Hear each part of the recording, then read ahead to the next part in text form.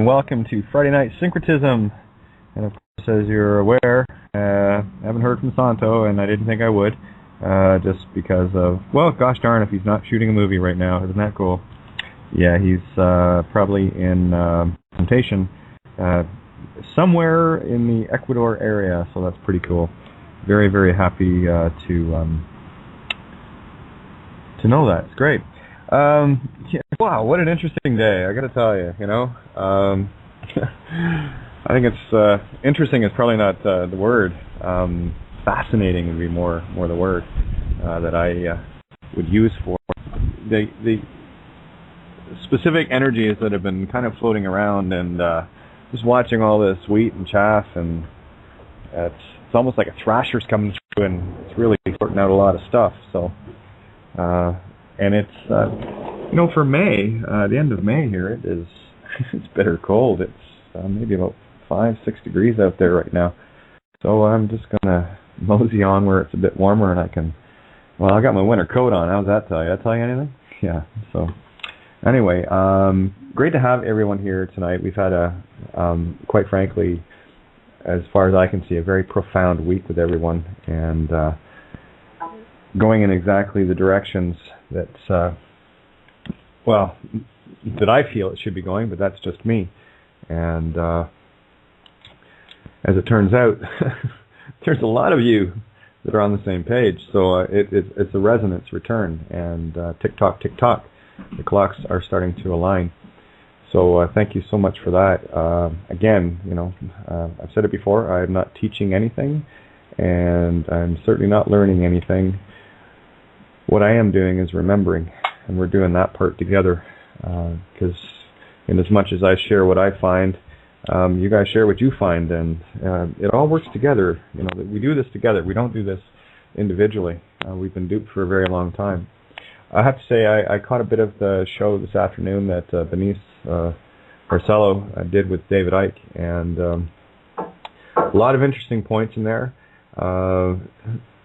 One of the things I do enjoy about listening to David speak is he understands the holographic nature and the overriding of our radio transceivers, and how we've actually been infiltrated to a degree that has everyone walking around in what I would perceive as simply a drunken stupor of sleep, caught up in every game that you can imagine. If you look at Earthlings as a bunch of rubberneckers on the highway, you'll get a kind of an idea. I was there, and I know all of you listening that are a lot more awake than the others that are still rubbernecking the game. You know exactly what I'm speaking of. And of course, what happens when someone starts to rubberneck in the traffic, and of course, you know, backs up for sometimes hundreds of miles, and it solves nothing. It slows everything down to a stop where there is emotion, no motion. So here's the game plan. I chose, well, for me, I just chose to not, you know, oh yeah, okay, there's someone needing to change their tire, you know, after I've spent an hour waiting in highway traffic, because it's so critical to watch somebody changing their tire, or some other manner of, you know, morbidity that people seem to be fascinated with, and that's the program running, because we all want to see, woo. Now, I often thought about it, well, how would I feel if, you know, something, say, happened to me, and I've, you know, got literally a line of passers-by that are just, you know, gawking to, you know, look at someone else's misfortune or whatever. I find it quite shallow and beyond a waste of energy. I want to get into the energy game a bit tonight. We talked a bit about manifestation last night. I also want to get into cracking the, you know, finally getting across to people, because I've had a few tags over the last couple of days regarding, you know, legal issues and whatnot. Some in the right frame of mind, others in still stuck in statute land. And no, you got to get out of that headspace. That's the illusion. The whole system is corrupt. The whole system is fraud. It was never meant to be anything but a control mechanism. And you know, it starts with money, and then of course, how did Dave put it today? It was someone else's quote, but I thought it was very poignant. I will definitely probably write an essay around the concept. You know, we're you know, the legal system doesn't provide justice. The medical system doesn't provide healing. The the governments don't provide anything. It was basically everything that all these things we're supposed to be doing are doing everything backwards. And that's how badly we've been corrupted and how deep down this rabbit hole so many people are, that they haven't even got a clue as to what they're doing. And they're under, effectively, complete mind control. And Dave went into some specifics as far as, within this particular solar system. And Santo and Tony have talked about this in the past as well, in terms of what is actually, transmitting this carrier wave frequency where we've been infiltrated. It's a very simple thing when you look at it. And I really don't want to get into this a whole lot tonight because, it factors into the illusion that we're caught in and how we got trapped in it. But I want to keep it a bit more superficial for people that are not quite at that point, where it's a bit more of an easier entry point. You've got people going into court arguing this statute and that statute and all the rest of it, when the truth of the matter is everything they're doing is based in fraud. I saw a Skype post there a minute ago. Let me just bring it. I'll use this as a reference, by the way. Excuse me. It was a good post, and where is it here? Okay, and thanks, Guru, for this. This is a really good outline of things that I can break down for you. The voluntariness of the IRS forms is controlled by the use of fiat ferns. And we know what fiat ferns are. That's living spiritual flesh, basically, cannibalized us, Fed Reserve notes, right? And of course, look at the word note, no T, no love. All right. Anyone who voluntarily uses more than 1,200 ferns, which are private scrip, are obligated to report their use to the IRS. Okay. And again, it's private. It's not yours. Never was. It was an obligation created by a foreign government, and your mom and dad, all of us were duped into, giving over title in the form of a given middle and family name. The family name was taken long ago, but how do I explain this? Whatever.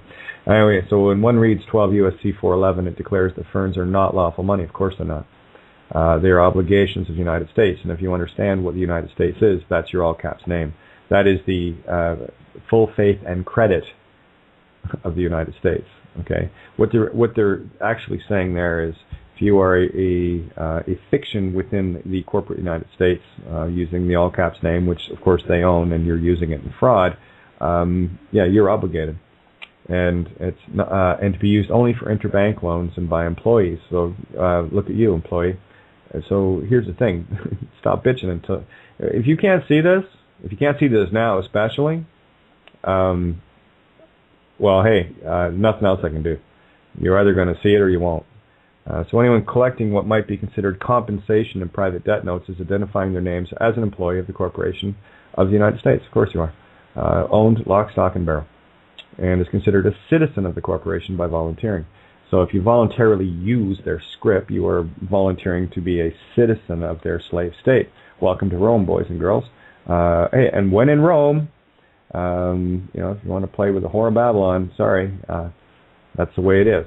Now, that's how it is on the surface. We can go a little deeper then, where you change your intent as to what it is. You see, because once you understand who and what you are, the intent shifts. And there's a little Roman maxim that kicks into play. It's actually not Roman, it's French. That no man is expected to do the impossible. And what has happened here, and this is, again, under universal law, that's the only law I stand with. I don't stand under it, I stand with it. These are the rules of the game. And what we have happening here, and we've talked about this all week, is a grand illusion. And I mentioned yesterday that the most intellectually brilliant of us are the most perfectly trapped. Because it's very easy to appease an intellectual ego. All you have to do is give them a little check mark on the right side of the page, and they're all giddy. Oh, look, I'm Mensa, Mensa, Mensa. I've met more Mensa dolts in my life than I'd care to count. They got no common sense. High IQ and low brain power. And no one can convince themselves more than an intellectual. And they're the ones that will have every argument under the sun, that will, rationalize and demonize anything that comes at them in terms of, common sense. It's a very matter of factual state of being, and it's also a very easy ego to control through, minor victories.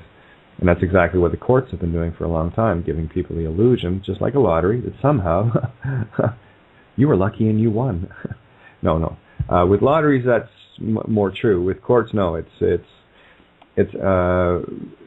we'll call it damage control, basically, and control being the key word here. If you can keep a populace thinking that on occasion one or two of us might go in and win a case or two, maybe beat a parking ticket or something, then it keeps the illusion that somehow justice can be done in a court. That is the most ludicrous pile of bullshit you will ever hear me utter. Okay, as far as courts have justice in them. Okay, they don't. They never did. They never will. They're fictional. They're part of the illusion, part of the construct to keep you trapped here. Every thought you have is not yours.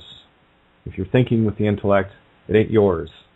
Because everything in your intellectual state of being is derived from the illusion that is surrounding you. Everything you know or think you know is based on what? Planet Earth. And everything that was put into your face in a construct since the day you got here. So please tell me. Tell me how you know anything outside of it. No one would bother to look. I think it was a very good ploy, actually. Unfortunately, there are some of us that said, wait a minute, let's have a look over there. And we did, and we said, oh shit, we got problems. There's somebody trying to control us. There's somebody trying to take us over. And the trick to the game is they got to get your consent to do it. You got to be willful. You got to say, oh, okay, I'm in. That sounds like that. Lure me in. That sounds like fun. And of course, the next thing you know, just like the black widow spider luring her potential mate onto her web canvas, and of course the lure of, oh, I'm going to get some tonight, he says. Yeah, he's going to get some, all right. Yeah, he gets some, and then boy, he gets some. He becomes the feed for the eggs, right? So keep that in mind. And I was talking with an individual, texting this morning. Actually, one of the individuals that was on the radio show when I first came out to expose Opt for the criminal fucking organization it is. It's COINTELPRO operation. It's a perfect dragnet. It's a standard operating procedure. They do this shit all the time, and I don't know how people can't see it. I'll tell you what the target is. All right, the target's very simple. And you can tell when I'm on a roll and I'm meaning it, right? I always mean it, but some nights we need to get this point home because I'm sick and tired of talking to people about this garbage. All right? Get it out of your head, or, just don't text me, don't Skype me. I don't want to talk about it because if you're not getting it now, you won't. You got to take some time and step back from it and understand that there's something giving you this incredible urge to still cling on to these carrots that they wave at you. They're all illusion. They're still in the planet Earth program. Sorry, guys. It's the way it is. Anyway, so one of the individuals that was part of the radio show that I did with Santo the one night, it was a Wednesday night, back in February. And Opt came out in December, remember? So this wasn't too long, and it was on a big roll at that point. I said, no, there's something wrong with this picture. And I had a couple of conversations, had to look at a few different things, and at that point I didn't really care about it because I just saw it as another, okay, someone else is trying to reach for the stars here. And I did want to get these people on to talk. Of course, none of them wanted to. Fancy that, huh? Anyway, just to see what was really going on. But I was getting enough information, and of course, joining on to this show with Santo, I had a couple of the individuals. One of them, and I won't use names here, it's not relevant who it is, it doesn't matter. Because I love them anyway, and these were actually people one I've known for a while, and I actually thought he was far cleverer than this, but then again, ego is what ego is, and you see the carrot, it's big enough and you want to deep throat it, you'll dive on it, right? That's how it works. That's COINTELPRO. They prey on hope, especially when people are in positions of either intense greed of their ego or intense destitution or desperation. They use the same program with religion. It's the same one. It's called the Savior program. And what they do is very simply this: they provide a savior, because you've been indoctrinated into it, since Sunday school. What is it with school and these wankers? Anyway, it's the same program over and over. And if you can't see it, you're blind. All right. So what do? They set up these operations, and you can call them false flags, whatever you want to call them. I call them dragnets. And I've seen so many dragnets catch so many intellectual, brilliant people that were just so easy to buy. And I could list off a whole row of names here, but I won't. It's not relevant. They'll get it, or they won't. And they will either be ruled by a programmed intellect, or they'll start following their heart and smarten up. Or they just get dragged into it like, last time and the time before, and, spiral on down, baby. Keep it going. That's the problem with intellectualism. You're so smart, you're stupid. See, that was one of the things that I learned early on. And I'm no slouch when it comes to that stuff. But I also recognized the fallibility of it, because it creates a lot of self-certainty. It creates a lot of fodder for the ego.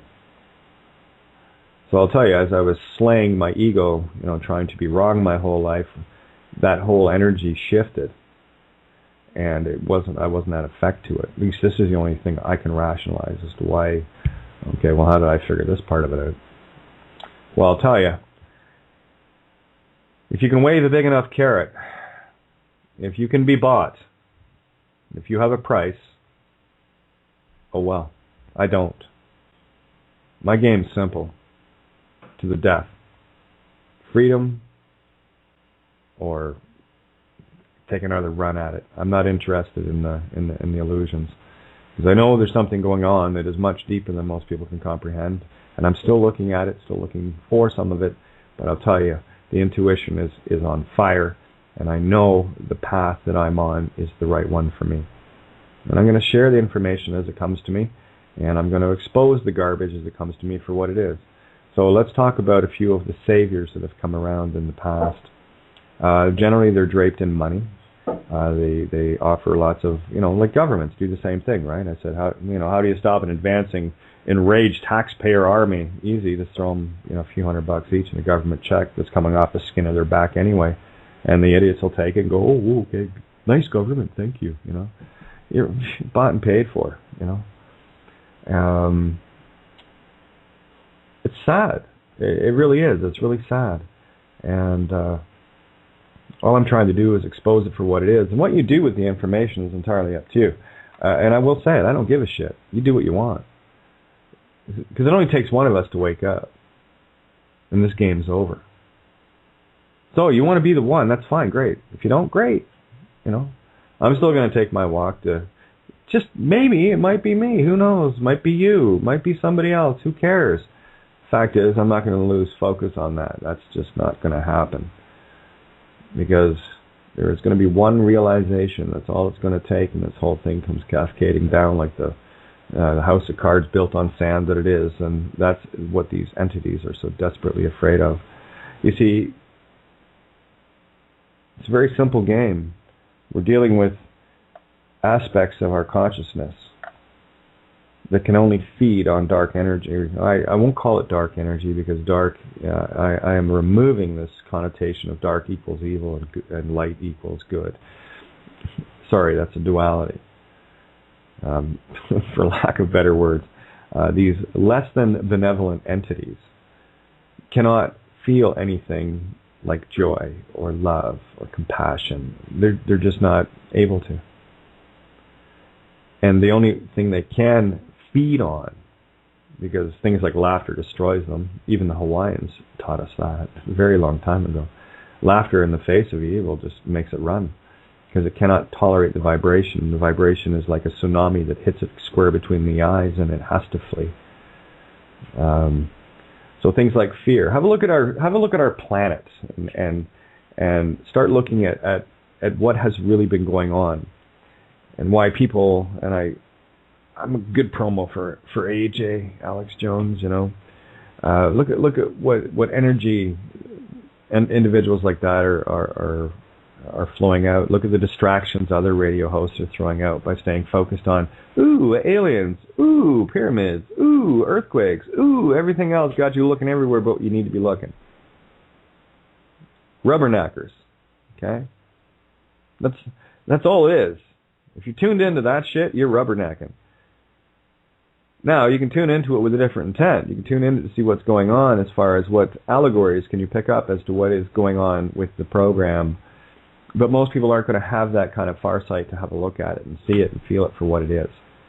Now, they're too busy getting entertained. So, me, and there's a few others that kind of look a little deeper into things and go, where's the allegory? What's the real story going on here? Because it ain't literal. Nothing here is literal. This is quite the fantasy place. And by the way, Brian, thank you so much for sending that link. You know a way to a girl's heart. Woo! Awesome. Thank you. Great post on my Facebook regarding the Wizard of Oz. Thank you so much. Yeah, put a big smile on this girl's face, I'll tell you that much. Along the lines of, hey, look, people are following the yellow brick road. They're seeing it, and they're getting it. It's beautiful. So getting back to the COINTELPRO, things that it's very easy. If you want to spot COINTELPRO, all you have to do is look for the savior and the hope. If they offer hope, then they are feigning a false prophet, a false savior. If they're offering you something, all willy-nilly, and this is the way it is, and just be, do, have, and oh my God, it's just perfect, just sign here with blood. Yeah, go ahead. Knock yourself out. You're not in enough contracts in this shithole that you want to enter another one? The game is to get out of the contracts, boys and girls. That's how you got trapped. So let's just keep fucking signing stuff. Hey, yeah, there we go. There's another thing I have to, intent, signed, sealed, delivered. Every contract is a deal with the devil. And I'm using that rhetorically, allegorically. Okay? You need to lose the charge on these words. Start seeing them for what they are. These are polarities. That's all they are. And you're getting polarized to one side or the other, and you're getting pulled to and fro like a ship getting yanked at the Cape of Good Hope or Cape Horn. Where hot and cold oceans meet and collide and create all sorts of, mind ship destruction. If you want to sail those waters all the time and knock yourself out, I'm just done with it.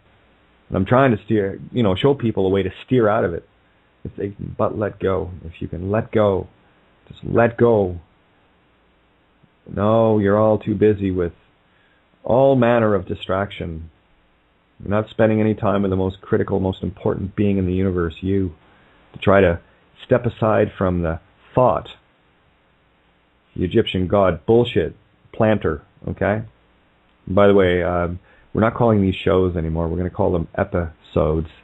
Epi, meaning under, sowed, S-O-W-E-D, as in planting seeds.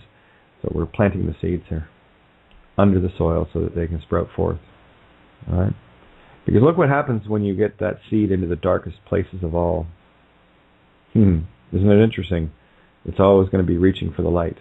And here's the neat thing. When you plant the seed within you, you are the light. Ha-ha, you get to grow yourself. How's that for cool? Talk about coming fully equipped to a planet. Okay, so anything that, and apply this to anything. I just use Opt as a most recent example. There are many, many examples in the past. I've seen it so many times, and it always ends up in flames. It's because anything that uses system is system and will be destroyed and consumed by system. That's how it works. You got to get outside that box. You got to get way outside that box. These are all contracts that you don't need to be signing, especially with a name you don't own or have no clue as to how you don't own it, and you're going to be too busy fighting saying, Kate, oh no, it's my name, my mom did. No, they didn't give it to you. Well, they came up with it. They created it. I'll tell you what a copyright is. It's a copy of the right mind, the spiritual side of you, right? And if you're willing to throw all your intent behind it, what you're saying is, it's okay, you have my spirituality. I'm just the copy of it. That's your copyright.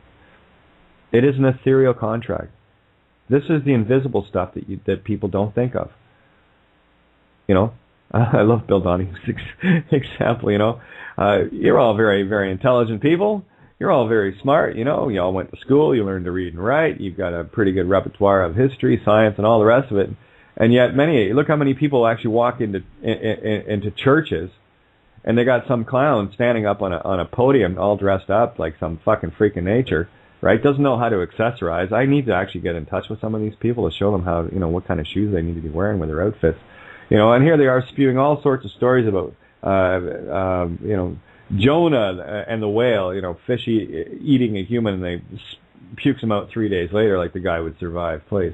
You know, and all the rest of these crazy, literal bullshit stories that they throw out there, and people go, oh, yeah, oh, glory be to God.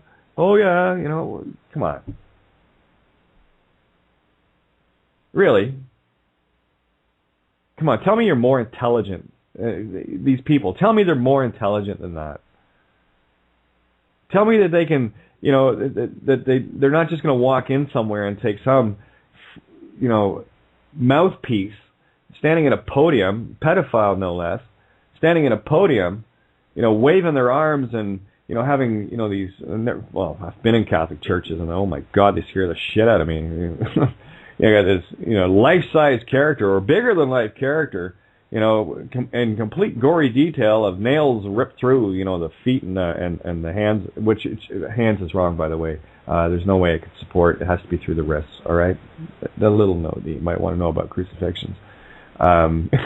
You know, yeah, and they have, it's adorned in all this, you know, stained glass and gold and all sorts of, you know, pomp and grandeur and all the rest of the shit that goes along with that garbage that, of course, was paid for by the, you know, the people dumb enough to put more money in the church's coffers, and they're the ones that actually are the banks anyway.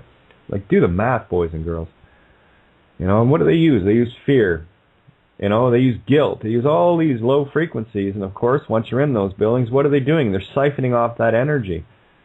They're energy vampires. This is the only thing that empowers them. So you're willfully powering these entities when you get into the low vibes, and you're buying into the fear porn. When you're staring at things that have low vibrations at them, instead of, I look at it now and just laugh. And that might sound cruel and callous, but that's all I can do. All I can see is are these entities, you know, ramping it up to try to, you know, go even scarier. You know, it's fucking Monster Inc., boys and girls.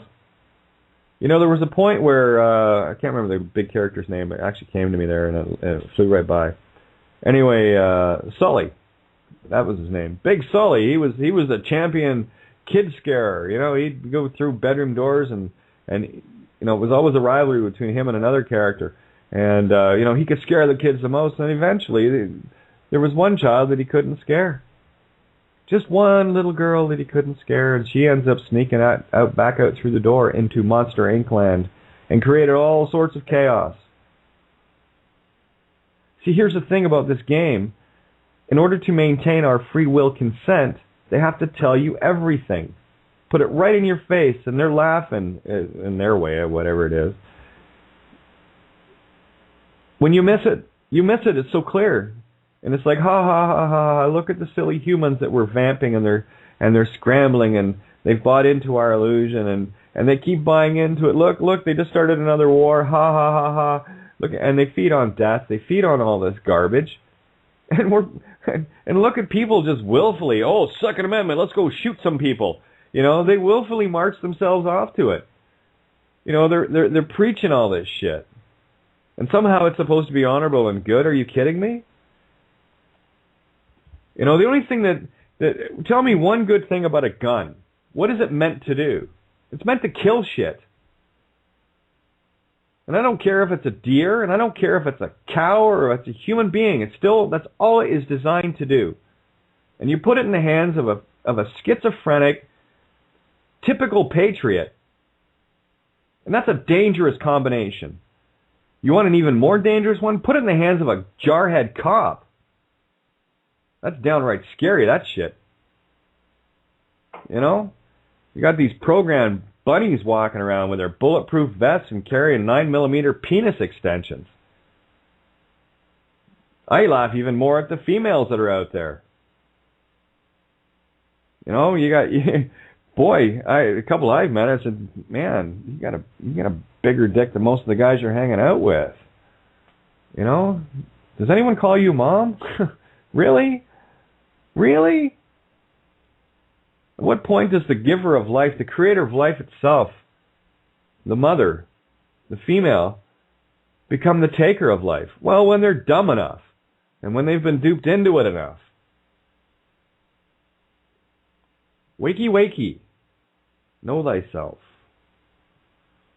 Stop playing in the statute game. If you can handle the truth, I've got a nice little document you can read and put a real big curveball of intention into these guys.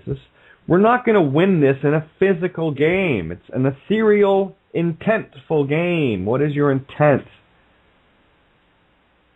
What are you intending to do? You don't have to do a damn thing physically. You just got to change the intent. And the only reason I give you physical things to play with is so that you can kind of feel better about it. Because you doubt yourself so much. You doubt your ability to be God. Most people think they're a meat stick.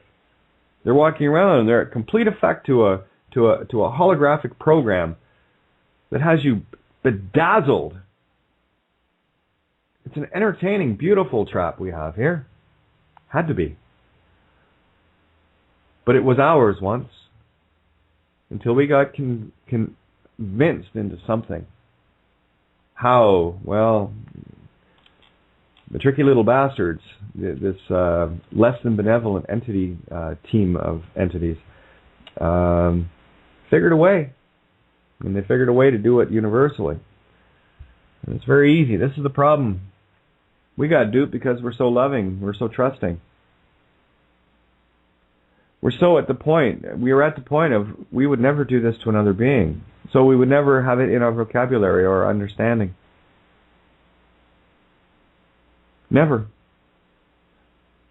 So when you're that trusting of all, it's very easy to get trapped into something. You know? It's like every lawyer, every judge, they're aiding and abetting in fraud every single moment that they breathe. That's their whole intent. Most of them don't know it. Most of them think it's, well, they're getting their egos fed. They're getting their, 6-7 figure incomes. Their, prestige. Oh, look, I get to wear a nice black robe, but I don't have a matching handbag. But screw it, they get their egos fed. They're bought and paid for, and there's nothing more low than that. When you put a price tag on your soul, you're worthless. You see, that's why there's no price tag on mine, because I'm priceless. So are you. So, this is wake-up time. This is all it is. Do you know who you are, or are you still trapped in an illusion? Yes, there is a 3D reality around us that we need to carry on through to keep our consciousness where it needs to be. But the game is far bigger than that. And they have you duped. They have you playing the game with them. Instead of wanting to shut it down, people will go in trying to win something.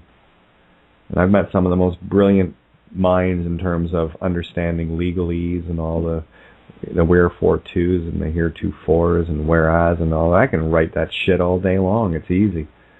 That's why lawyers are afraid of me. I can spit them out in their own words. I've done it many times. It's fun. Because they haven't got a fucking clue. Most of these guys are clueless. They're just case lawyers. They don't understand law. They only understand examples of law.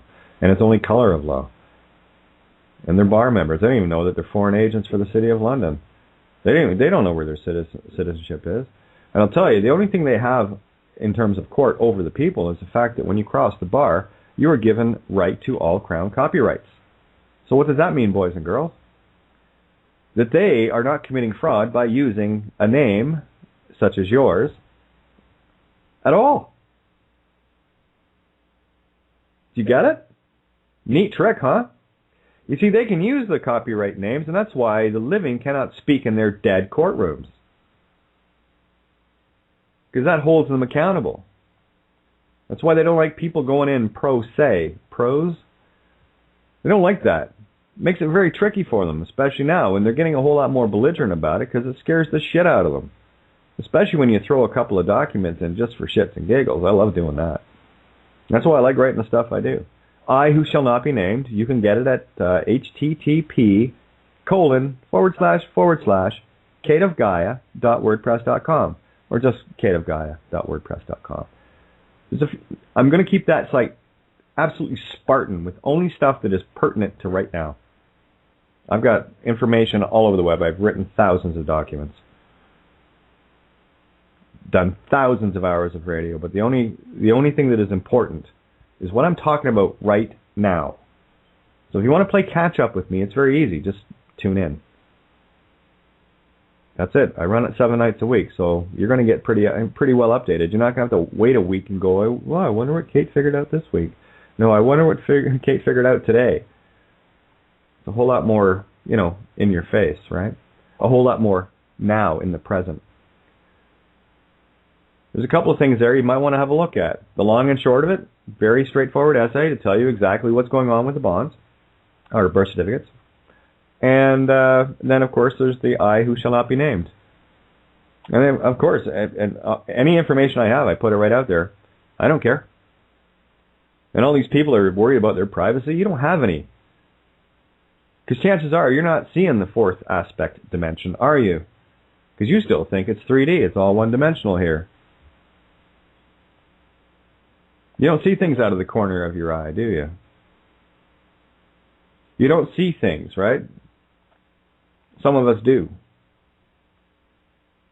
We get whiffs of it and go, ooh, isn't that interesting? But then again, I trust my instinct, and I only trust my intuition. The intellect that I have, well, that's subservient to it. You see, because the intellect makes you emotional. And what does it say? That the emotions must be subservient to the mind. But you see, I'm going to take that to a whole new level. It's got to be subservient to the heart.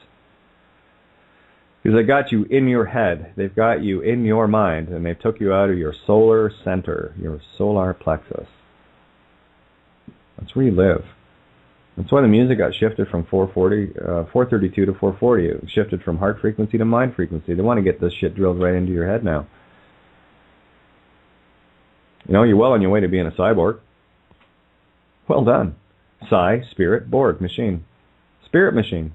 Well, look at, what's that, 2045.com. This is this Russian guy that's, building, robots, and the game plan is, step B, step C. And step C is to actually take consciousness of a flesh and blood bodied individual, which is, by the way, your body is only it's biologic computer. Same rules apply when you go into, into a robotic or like computer or whatever. It's effectively the same thing. It's the circuits. We just run them biologically. But the whole game plan that they're aiming for, and of course the Dalai Lama, well, he endorsed it. He thinks it's great. What part of spirituality did you miss, jerk off? Dalai Lama? Beware the false prophets. That one came to mind right away. So is that what you're looking forward to? This is why I hate technology, right? Hey, listen to Mr. Roboto from Styx. Machines dehumanize. Absolutely, they dehumanize. That's why I won't tolerate crutches. The tools that we have right now, things like the internet and whatever, they're very useful tools. I'm the master of the tool, not the tool of the master. Okay. And this is the problem when people get so enraptured with things that oh look what we can do with this machine. You can do that anyway. Why would I need a teleporter when I'm walking Stargate? That's what I'm working on figuring out. I already have that ability. That was just kind of removed from my knowingness. That was kind of removed from the program, and a new one was installed. But anyway, I just want to get people to stop looking at stuff, and or at least start looking at it and seeing it for the illusion that it is, instead of oh yeah, that must be real. No, that's the illusion. Everything in this holograph that has been literally transmitted to us and through us. Dave does a great explanation of where these centers are. Of course, Saturn via the moon. Okay, that moon that's up in the sky doesn't belong there. It's not supposed to be there. It's very, very ancient. It's much far older than the Earth, as far as the materials on it. I think by magnitude of maybe 1 billion years. So, and of course, where it's sitting is in perfect orbit, where we can get total solar eclipses. You don't think that's kind of odd? Where it's placed, it's perfect. Yeah. Yeah, lots of things. And anyway, I'll let Dave Icke's work on that speak for itself. Again, it's just another part of the unfolding of the illusion, how we learn to read it so that we see the clues that are leading us back home to us anyway. Don't get distracted in it, just observe it and see it for what it is, and then ask that stupid little question, why? It's easy. Control. Buy the lie. That's what we've done. And we continue to do that. The more we feed into this system. When you start understanding, and I've said this before, and we'll continue to say it, money is actually spiritual flesh. Created on a birth certificate through a registration to rule the divine feminine creative energy. They weren't after your bodies. Of course, now, the latest thing out was apparently the United States owns 100% of your DNA and the rights to it. Is that slave enough for you? Is that working? How's that working for you? Right? We're dealing with psychopaths. We're dealing with elite bloodlines, hybrids, if you will, that are the interface to being here. You see, because these entities that I speak of cannot exist in our realm. All they can do is create hybrids. Right? They can pop in here, but they can't stay here long. It's sort of like, think of it as a scuba diver. All right? You get a tank full of air, and you got, well, depending on how deep you go, at 30 feet, you got, I could stay an hour plus at 30, 40 feet, no problem, on one tank. Okay? And that's the analogy I'll give you. But, after that tank's run out, you gotta go up and you gotta stay away for a while, because you gotta gas off. And while things pop in and out of here, you might explain some of the abductions, might explain a whole lot of things. And when you start looking at it from the right perspective, you'll understand a whole lot more of how this control matrix has been placed on us. And we have the means to get out of it. It's very easy. We just have to stop feeding it. And that's the only thing these entities are terrified of. It's the only thing. If we stop feeding them, they cannot exist. All right, so, somebody's popped in to call, so let's bring somebody in. All right, area code 970. I think we tried to get you on last night and couldn't. So you're on now. How are you doing? How are you? Good. I'm excited to be on, and yeah, you're right. I was trying to pop in there last night. Long-time listener, first-time caller, so... Well, there you go. About time. I did open your line, and then you dropped off or whatever. I don't know what happened, but I'm glad to have you. Who we got? Well, I am who I am. I don't. Perfect. I'm not trying to be. No. I'll tell you what.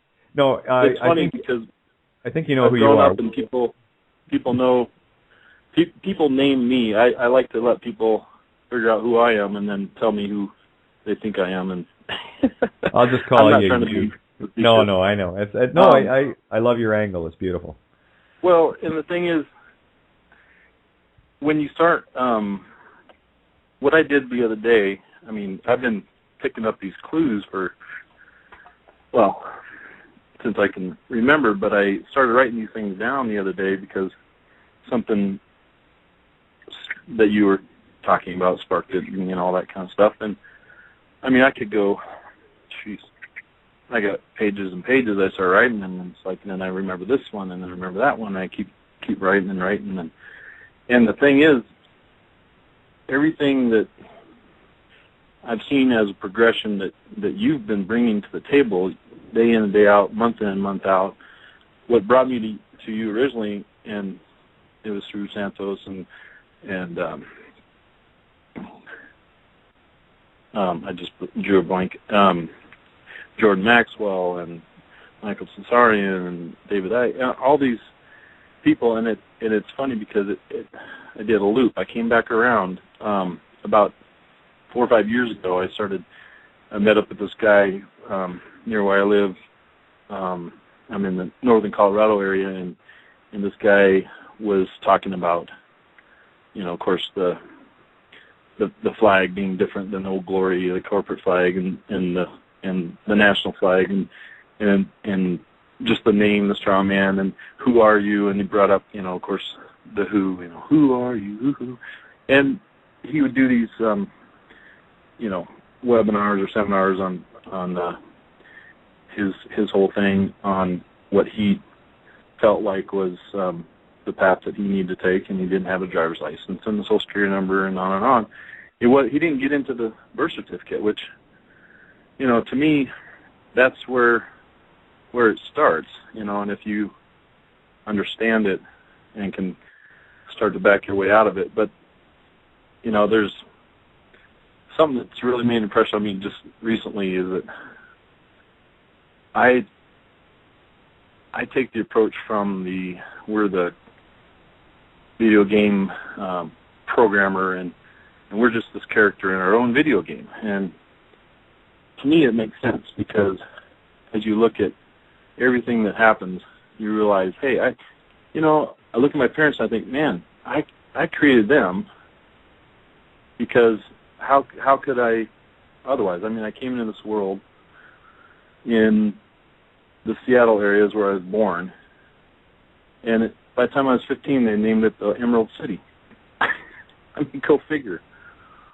And then, my middle name is William, and I got a funky first name that people, even if I say it to them, they say something different. Like, I say, my name is Dirk, and they go, Derek?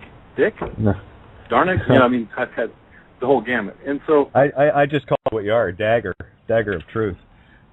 Right, and that's how I look at it. My mom always called me, Dirk means the strong one, and I didn't find that one somewhere, but I am an Aries, and you look at Santo, and it's like, okay.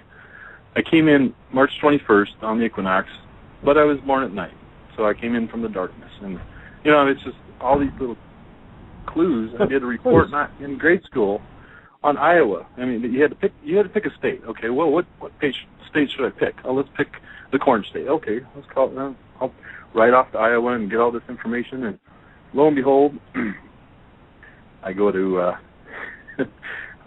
small, quote unquote, Christian college in Kansas, where I met my wife. In Kansas, imagine that. But she's not from Kansas; she's from Iowa. I mean, heaven, or Yeah.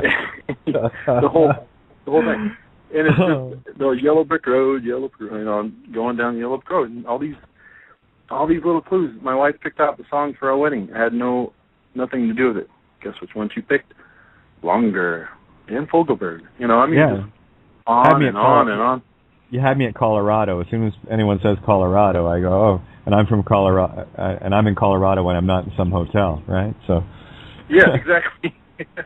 Oh yeah. And it's amazing, because about a year ago, I have a son who's 20, and I approached him with the whole video game idea, because first he's into video games, and I thought, you ever think of life that you created yourself, and you're just this, well, one of my a sidetrack here is one of my brother's older friends growing up decided to call me Beef Durkee, so I'm a meat stick. Haven't you called him before, man? You're a riot. I love this. I mean, it's just on, and I mean, talk about wakey. I know, Santo Bonacci from Australia. He's amazing, because it's like I grew up just a strict conservative Christian family background, and everybody in our family, my mom's side, my dad's side, cousins, aunts, uncles, it's just all religio-coso. I have it down like you do. Anyway. Religio-cosus chosenitis. Chosenitis, exactly. And that's it. And so my point before I was getting to was that what was it? Anyway, you're following the Yellow Brick Road and yeah. And so, just all these little clues, and you look back and you think, how is this possible that you'd miss them, you know? So and obvious? If you, again, just stop and think and just look back and follow these clues. And I guess I'm trying to get people to, you know, a little exercise like writing stuff down and looking at, you know, again, these little clues. And when you're born on a certain day, you know, I came into this thing and on the equinox, and I have a, you know, middle name William, and of course Aries is I am, and you know, I was the last of three brothers, but I was determined to be the first. You know, it's just, you know, on, and basically when I went through the whole religion thing, it's like when I prayed and I felt like I was getting an answer from something, it was my voice, you know. It wasn't like a burning bush kind of thing, you know. And it's like you grew up and you realize, okay, what is this? You know, what's going on here? And I had this very, very lucid dream several weeks ago, and I'd never experienced anything. I'd been kind of saying, you know, okay, I want to see what this is about. Show me something real, because I honestly think when you and I are sitting here talking, we're actually in the sleep stage. When we dream is when we're actually awake, because that's when we have all absolutely. power It's all mirror. Yeah. And so I was awake in my dream. Haha. Yeah, lucid. I had a lucid dream today. Yeah, go ahead. And so I'm sitting there, realizing I'm sitting there laying there next to my wife, and we're sleeping, and it seemed like I was breathing in time with her and in her dream. I don't know what she's dreaming. It seemed like, well, I'm not dreaming my dream, it's her dream. And I went into this darkness, you call it, you know, 0 point or whatever you want to call it, and I was fully aware, but the biggest impression it made on me was that she is me. We're one. And there is no I. There is no, and the one is the collective, obviously, when you're talking about if but one shall awaken. Well, the one is the collective one. And and I explained this to her later, and you know, it's of course tears rolling, and it's just like you're me, you know. And we have conflicts. She's Scorpio, and she's not that real, you know, harsh type, but it's just we understand it now. It's like, okay, it's her reason. And I really, you know, I want people to realize that it's more than just the intellectual. And a lot of my thoughts and things are from the intellectual side, trying to understand it. And when you experience something, then you know that you know that you know. And I can't explain what I felt in that dream, but it's like I know it was absolutely real. It was the most real thing I've ever experienced. And so it's just, you know, the whole hologram we're playing in. And to me, it seems like that we are just, it's almost like a game, and well, it is a game. It can be, you know, disheartening. It can be, you know, sad, you know, and all these things. But we got to realize that's not who we are, and that we've created everything. Someone else. And what I started to get to was my son about a year ago. He's 20 years old now, so he's 19 years old. I was asking him about the video game experience, and he goes, well, I was expecting him to kind of say, well, it's kind of far-fetched, Dad. What are you smoking, you know? And he said, you know, I get it, and it makes sense, but he said, in my game, I'm the only one. And I'm thinking, oh, well, maybe you really do get it, because and this just came to me when you've been talking about reversing out of this thing. I believe he created me. I created my parents. They created their parents, and now it's coming backwards. That's how. Yep. I mean, everything is reversed. Everything is backwards. If you want to understand how the gamer got trapped in the game, just watch Tron. It'll tell you everything. Right. Where the game master got captured in their own game. I'll sum up everything basically of what you said there.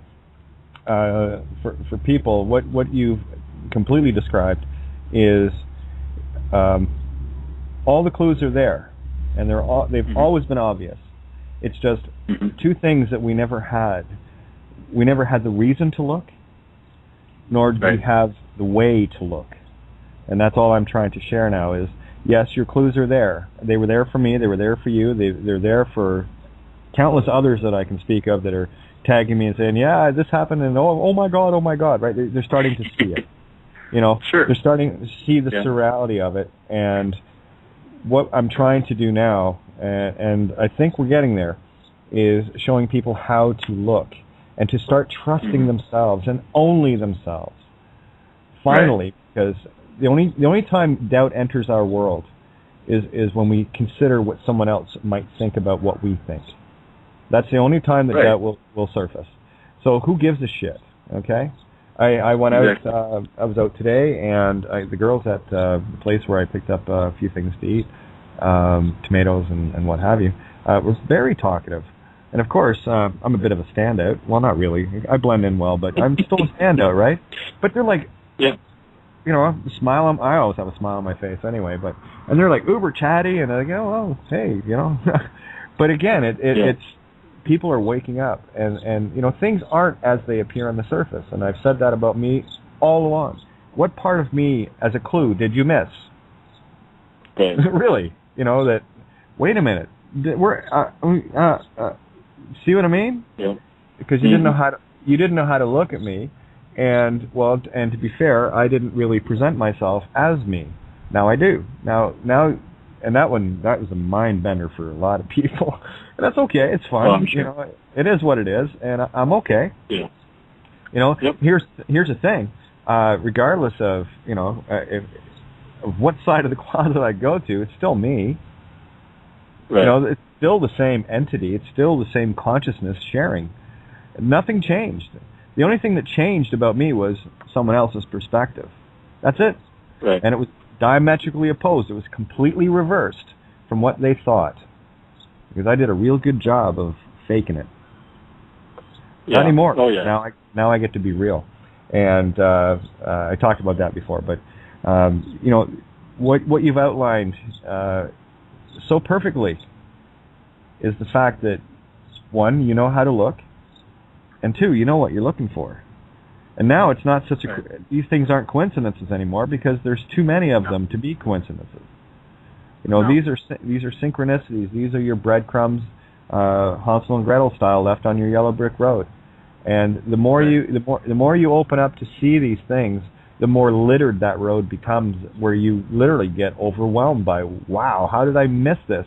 Because we've been indoctrinated to look away. The church says, don't look at astrotheology, don't look in the dark places, don't do this, and don't do that, and don't do the other. And the first thing I do is go, oh shit, I better have a look at that.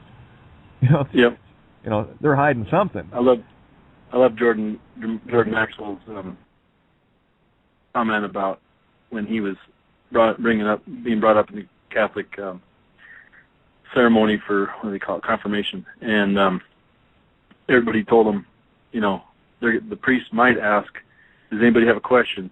Do not ask a question. And of course, the first thing he does is stand up, so everybody can see who he is, and ask a question. And he says, the nutshell is that he goes, my dad works with torches, and he said, can a spirit be burned? Well, no. Okay, so then why am I scared of going to hell if I can't burn? And the priest looks at him and says, shut up and sit down. Yeah, you just gave the whole game away. Yeah, exactly. It's like totally open the curtain there. And a couple other movies that I like to throw out there is one called The Nines, spelled out Nines, The Nines. Yep. And great then the 13th Floor. 13th Floor, 13th Warrior. There's a lot of great movies. And by the way, Ninja's jumped in here too, so her line is open. Can I say one more thing? No, I'm leaving your line open. So don't worry. I know. I don't want to. I mean, I could talk the rest of the hour or 2 hours, whatever it is. But I want somebody else to be able to jump into. But I do want to make one. I'm going to read a quote, and it's by, I don't know if you're familiar with Dr. Hugh Lin from the Zero Limits book. No, not at all. He's a Ho'oponopono guy. Oh, okay. He clears out a whole psych ward. These were criminally insane people over in Hawaii, and he was a doctor put in charge of that. And he never met with the patient, never talked to him, never diagnosed him, never gave him prescription meds or anything. He looked at their file, and basically the whole process of the Ho'oponopono is to basically say, I love you, I'm sorry, please forgive me, and thank you. And that's how he cleared it, because he was looking at himself. So you don't forgive that person who's doing all the shit that, killing people or whatever. You see that's you reflecting your thoughts out. There's no out there. Exactly, and that's why I bring. Here's his quote. I'm sorry. Go ahead. Oh no, I was just going to say that's the only reason why I tell people you can't forgive or judge anyone outside of yourself. Exactly, because you're judging. You're it. Thoughts. Yeah, and so here's his quote: the purpose of life is to be restored back to love, moment to moment. To fulfill this purpose, the individual must acknowledge that he is 100% responsible for creating his life the way it is. He must come to see that it is his thoughts that create his life the way it is, moment to moment. The problems are not people, places, and situations, but rather the thoughts of them. He must come to appreciate that there is no such thing as, quote-unquote, out there. That's just, that sums it up right there. I mean, pretty much. You take 100% responsibility for everything that you like or you don't like, and you say, okay, what do I do now? Do I change it? Do I accept it? Do I just be with it, or not? But you gotta realize that you did everything that you're experiencing, whether it's the IRS saying, "Oh, you got to file your taxes for last year," and I say, "No, I don't have to," or whatever. I call that the tinkle. Why start now? I call that the tinkle rule. I don't need permission to go tinkle. Exactly. I just go. I apply that to everything in my life, and that's the amazing part about radio. Effectively, what has been summed up in the last 20 minutes or so is everything I could spend hours upon hours upon hours explaining, and that's all I do, explaining the same things, just try to get it from a different perspective. And I get that. Get it. I hear you. Night in, night out. I record them and listen to my own working or whatever. And a lot of people think we don't. All of our DNA or we only use 10% of our brains. We got to listen to things 7 times to get it. You get 100% of it that way. I don't know. I mean, there's obviously we can tell ourselves, hey, I can get it 1, 2 times, but the fact that you go over it and over it, you're going to catch people that aren't hearing it the first time. They maybe takes them 3, 4, 5, 6 times, but that 7th time, they're going to get it. Yeah, well, I've had people in my life for many, many years, saying the same things, and they still didn't get it. So, and again, I take 100% responsibility in not explaining it the way it needs to be explained. So, this for me is 2 hours or more every night of practice until I get it right. Until it finally goes. Go ahead, Ninj. Well, Kate, you managed to explain it so that I could understand it. So that worked for me. Yeah, well, we're all getting it, hon. Yeah, and to Dirk, Will.i.am, I got a name for you. I call you the Wiz. You have it. If ever a Wiz, the Wiz. Yeah. And the other thing, Dirk, about the story you told about the dream thing with your wife and all that, yeah. I was reminded of a very simple expression that was recently brought to my attention by a very old soul, a very dear one, mm-hmm. and that is, we am. Yeah. And I thought I'd share that with you. We am. Sometimes there is a we am. Maybe not very often, but they're special ones, aren't they? So that's out there now. And there was something else I wanted to say, but I didn't write it down, so it's gone. So, but never mind, that'll do. No, all good. You'll think of it. And again, a big thank you to Ninj. She was the one that put together the cavegaia.wordpress.com site for me. Thank you. And that is going to be the one stop. There it is. I'm not going to get into any heavy duty filling it up with documents and the rest of it. I've done that. I had sites, like I said, literally thousands of documents, essays, you name it. I'll put the essays over for sure, because those are useful in that they're written in very layman's terms, easy to read, and as far as I can tell, they're fun. And when things are fun, people learn a lot faster. I try to put it into perspective for folks. So thanks for that, Ninj. You just made it easier. My pleasure. My pleasure. Yeah, you're welcome. To get a hold of everything, you know. And I had to do a little note this morning on Facebook again. All right, and the note is this: if anyone listening has this crazy urge to tag my name to, you know, anything fear pornish, as far as, you know, like any pictures of Illuminati or, you know, political figures or guns or anything of that nature. I've been nice about it up to this point, where I've untagged myself, which takes substantial time on Facebook because it does not work well with me. Okay, it's very slow. I can't respond to messages the way people, you know, ask me these really lengthy questions, and it would take me probably 2 hours to type out a paragraph. And I'm not going to do it because I can't. It just drives me nuts. You know, type 3 letters and 2 of them don't show up every single time. It's crazy. But just a little note to anyone that wants to do that. By all means, if there's beautiful messages and whatever, and you want to tag me, that's what we need to get out. Things that raise vibration, not lower it. So I think that's probably the better way to say it. If you tag me to something that's going to lower vibration, I'm just going to block you. I'm just going to get rid of you.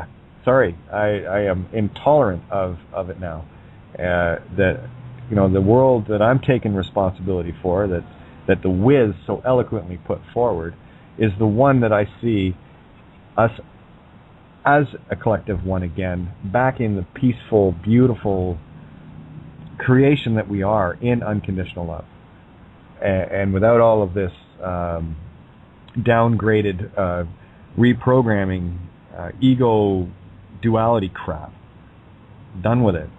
You know, just done with it. So there you go. I'm just putting it out there for everyone. Just let you know I love you. But you do it, you're going to take 100% responsibility for your actions, I promise. And it's just going to be a disconnect. And that's one of the things I found throughout my life. As many people have walked in and walked out. It seems to be a revolving door around me. I don't know. I'm tough to be around, though. I'll call everybody out on stuff that I've already called myself out on. I think that's probably one of the differences with me and most people. And it's not comfortable most of the time, because I know what it felt like for me calling myself out on it, but I know how much better I felt after I got rid of that crap. And I know how much clearer I thought, and how much faster downloads came in, and how that voice that is me, when I'm quiet enough to hear it, I listen. And it's a beautiful thing. Get rid of the chitter chatter. Get rid of all the stress and the noise. You know, look what the system does to you. It keeps you so ingrained in the crap. Keeps you mired down. You know, add mire all tea, bog down all love. And they do a beautiful job of it. And the last thing that these entities want is for us to come into our realization of that heart space, of that finally laughing and finally being joyful and finally not being afraid of these clowned idiots standing in courts and in churches and in government. Okay? When you start looking at the emperor... Go ahead. Yeah. No, you just reminded me what the other thing was, what I was telling you about before, my little thing I had the day before yesterday, with the not the realization of who I am, but the speaking it out and what happened. Do you remember?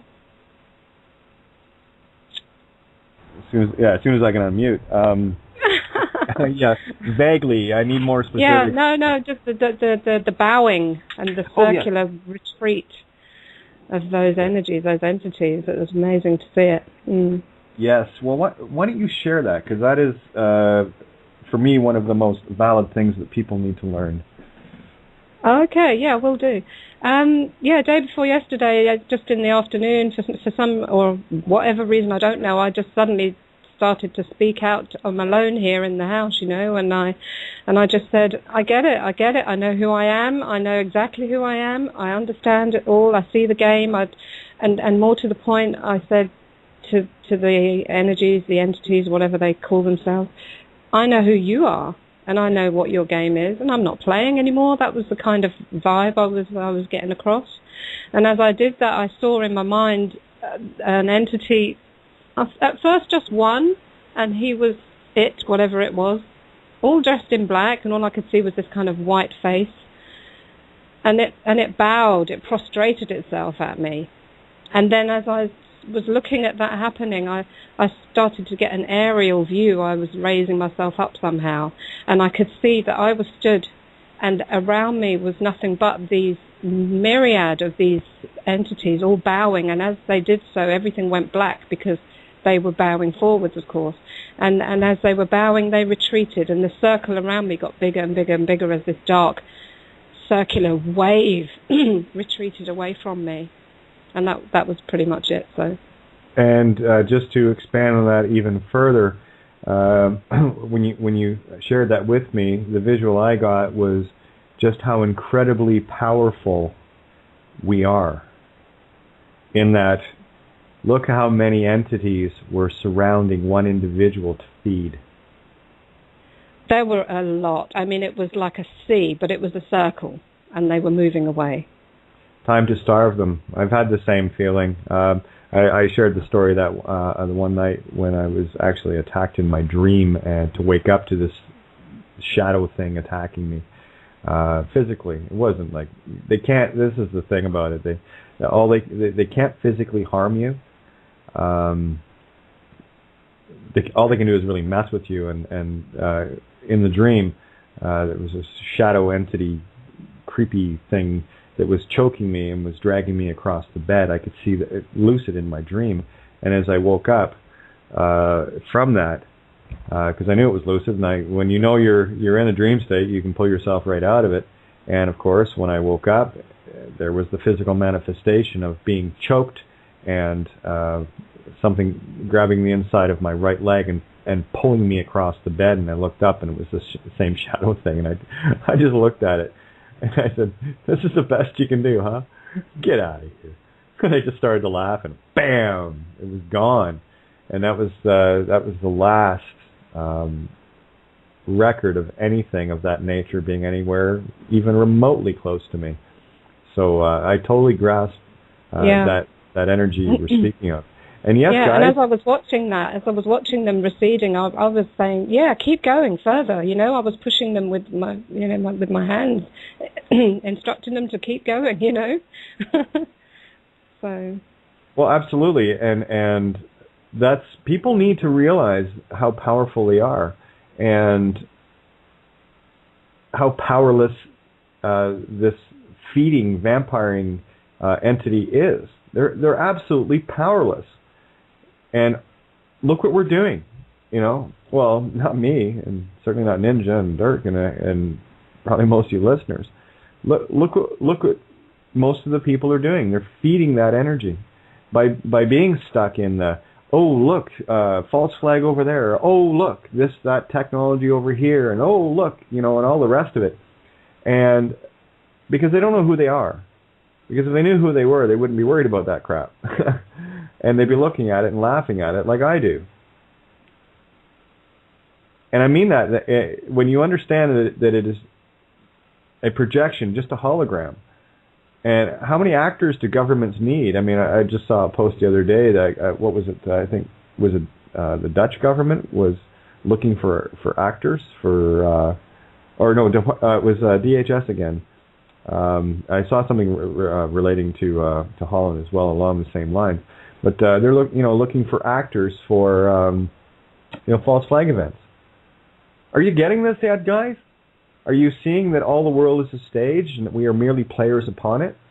And are you willing just to remain as as an extra, Or do you want to take on the directing role? Never mind the starring role. That's what happens to entities that are far too intelligent for their own good and have egos far bigger than Mack trucks. Okay, those are the ones that are the bought and paid for.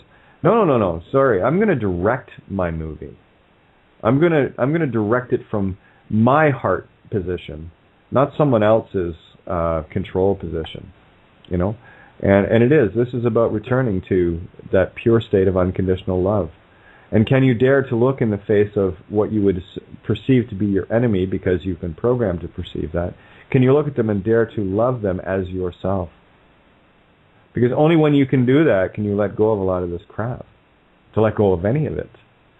You know, so this is why, you know, at the beginning of the hour,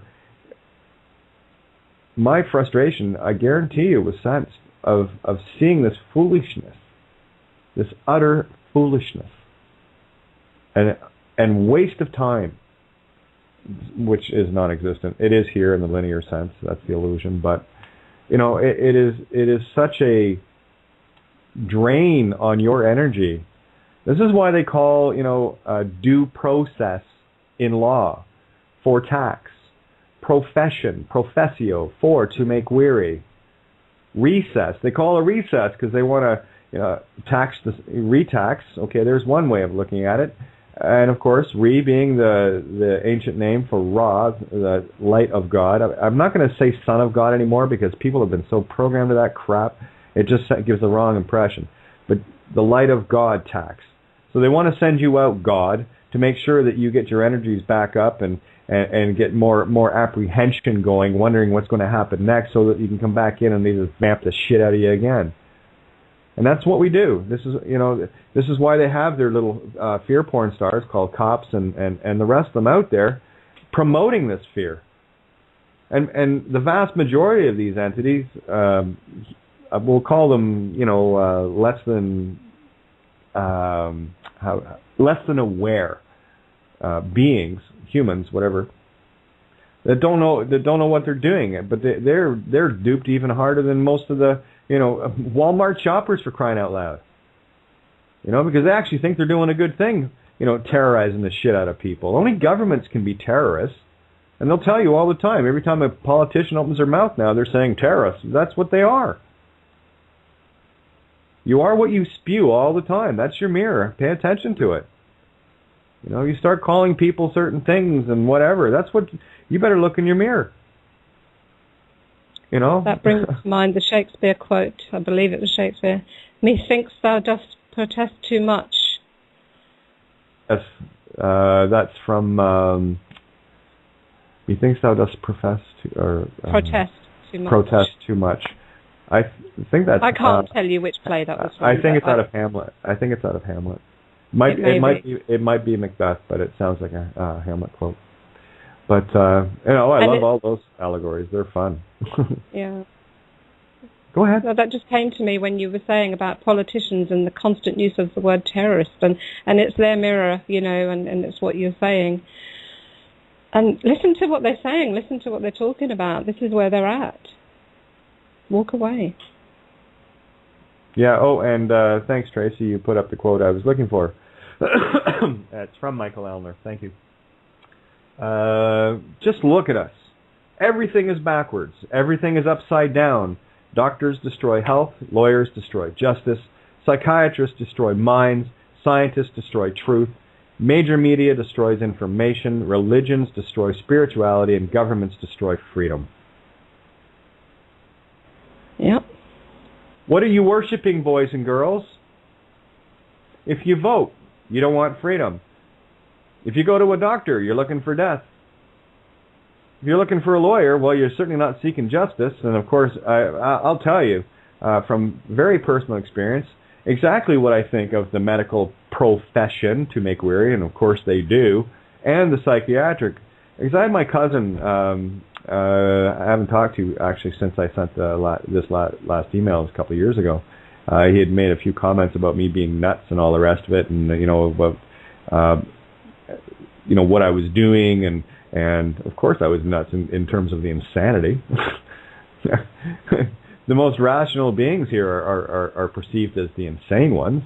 And I mentioned a few things, and I said, it's funny because you go back to how much fun you thought, the judge bowing was, and all.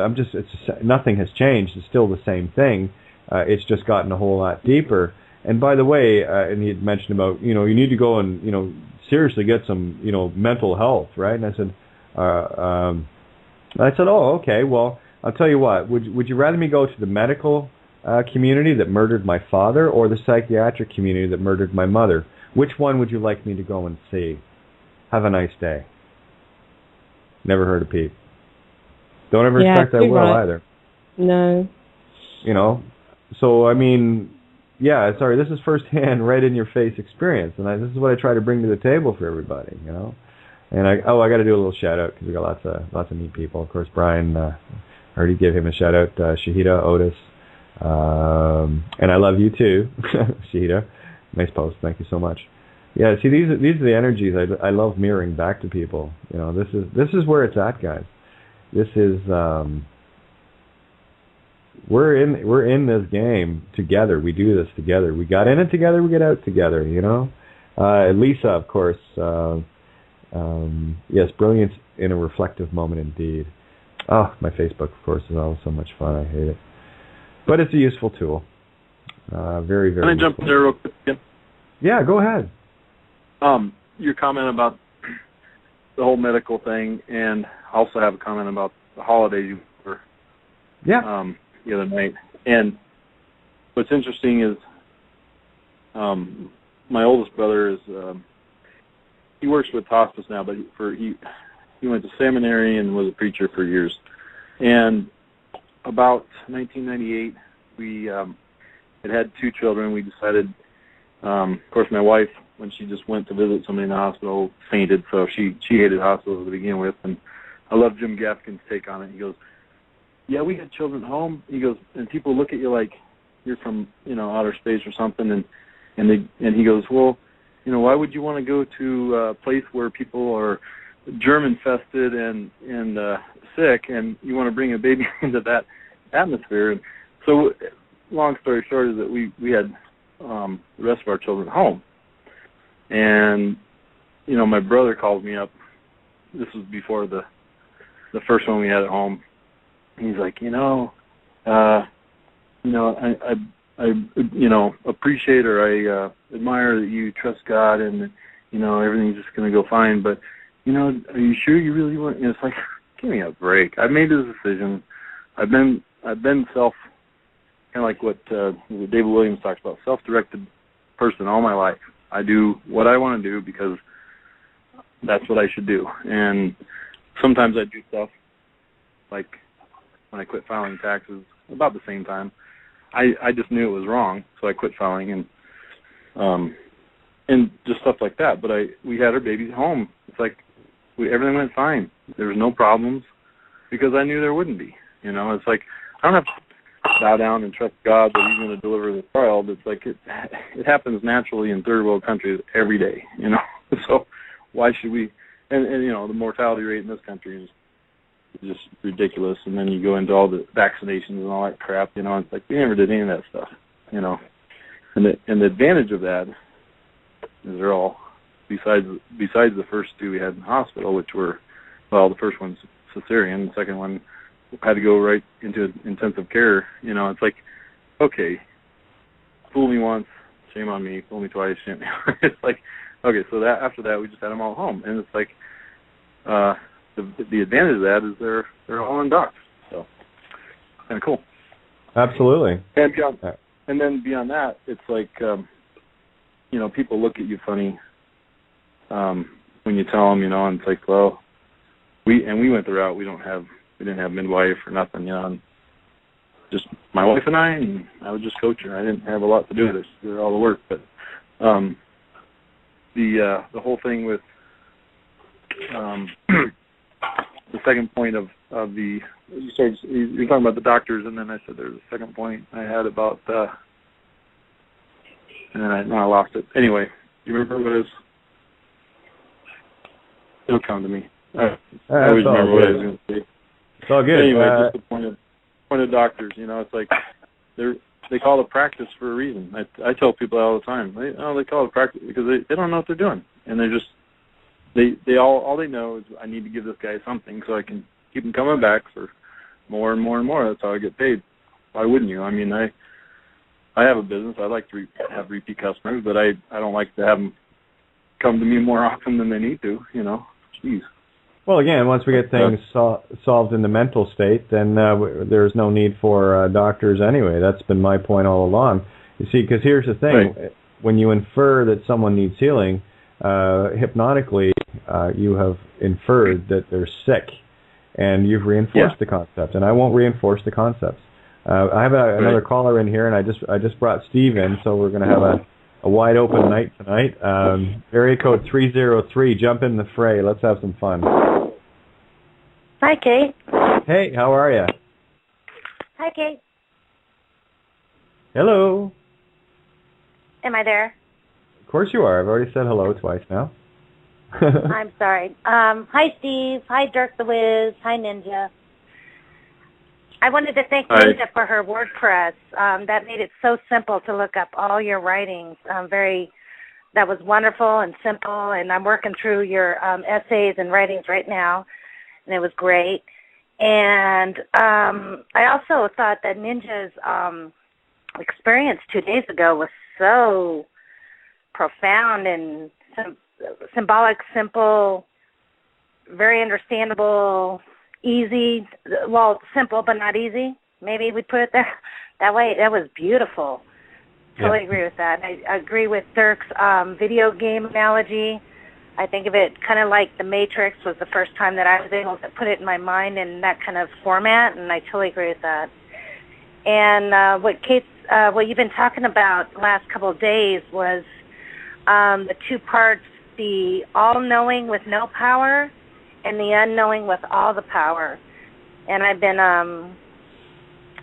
contemplating that since you mentioned that.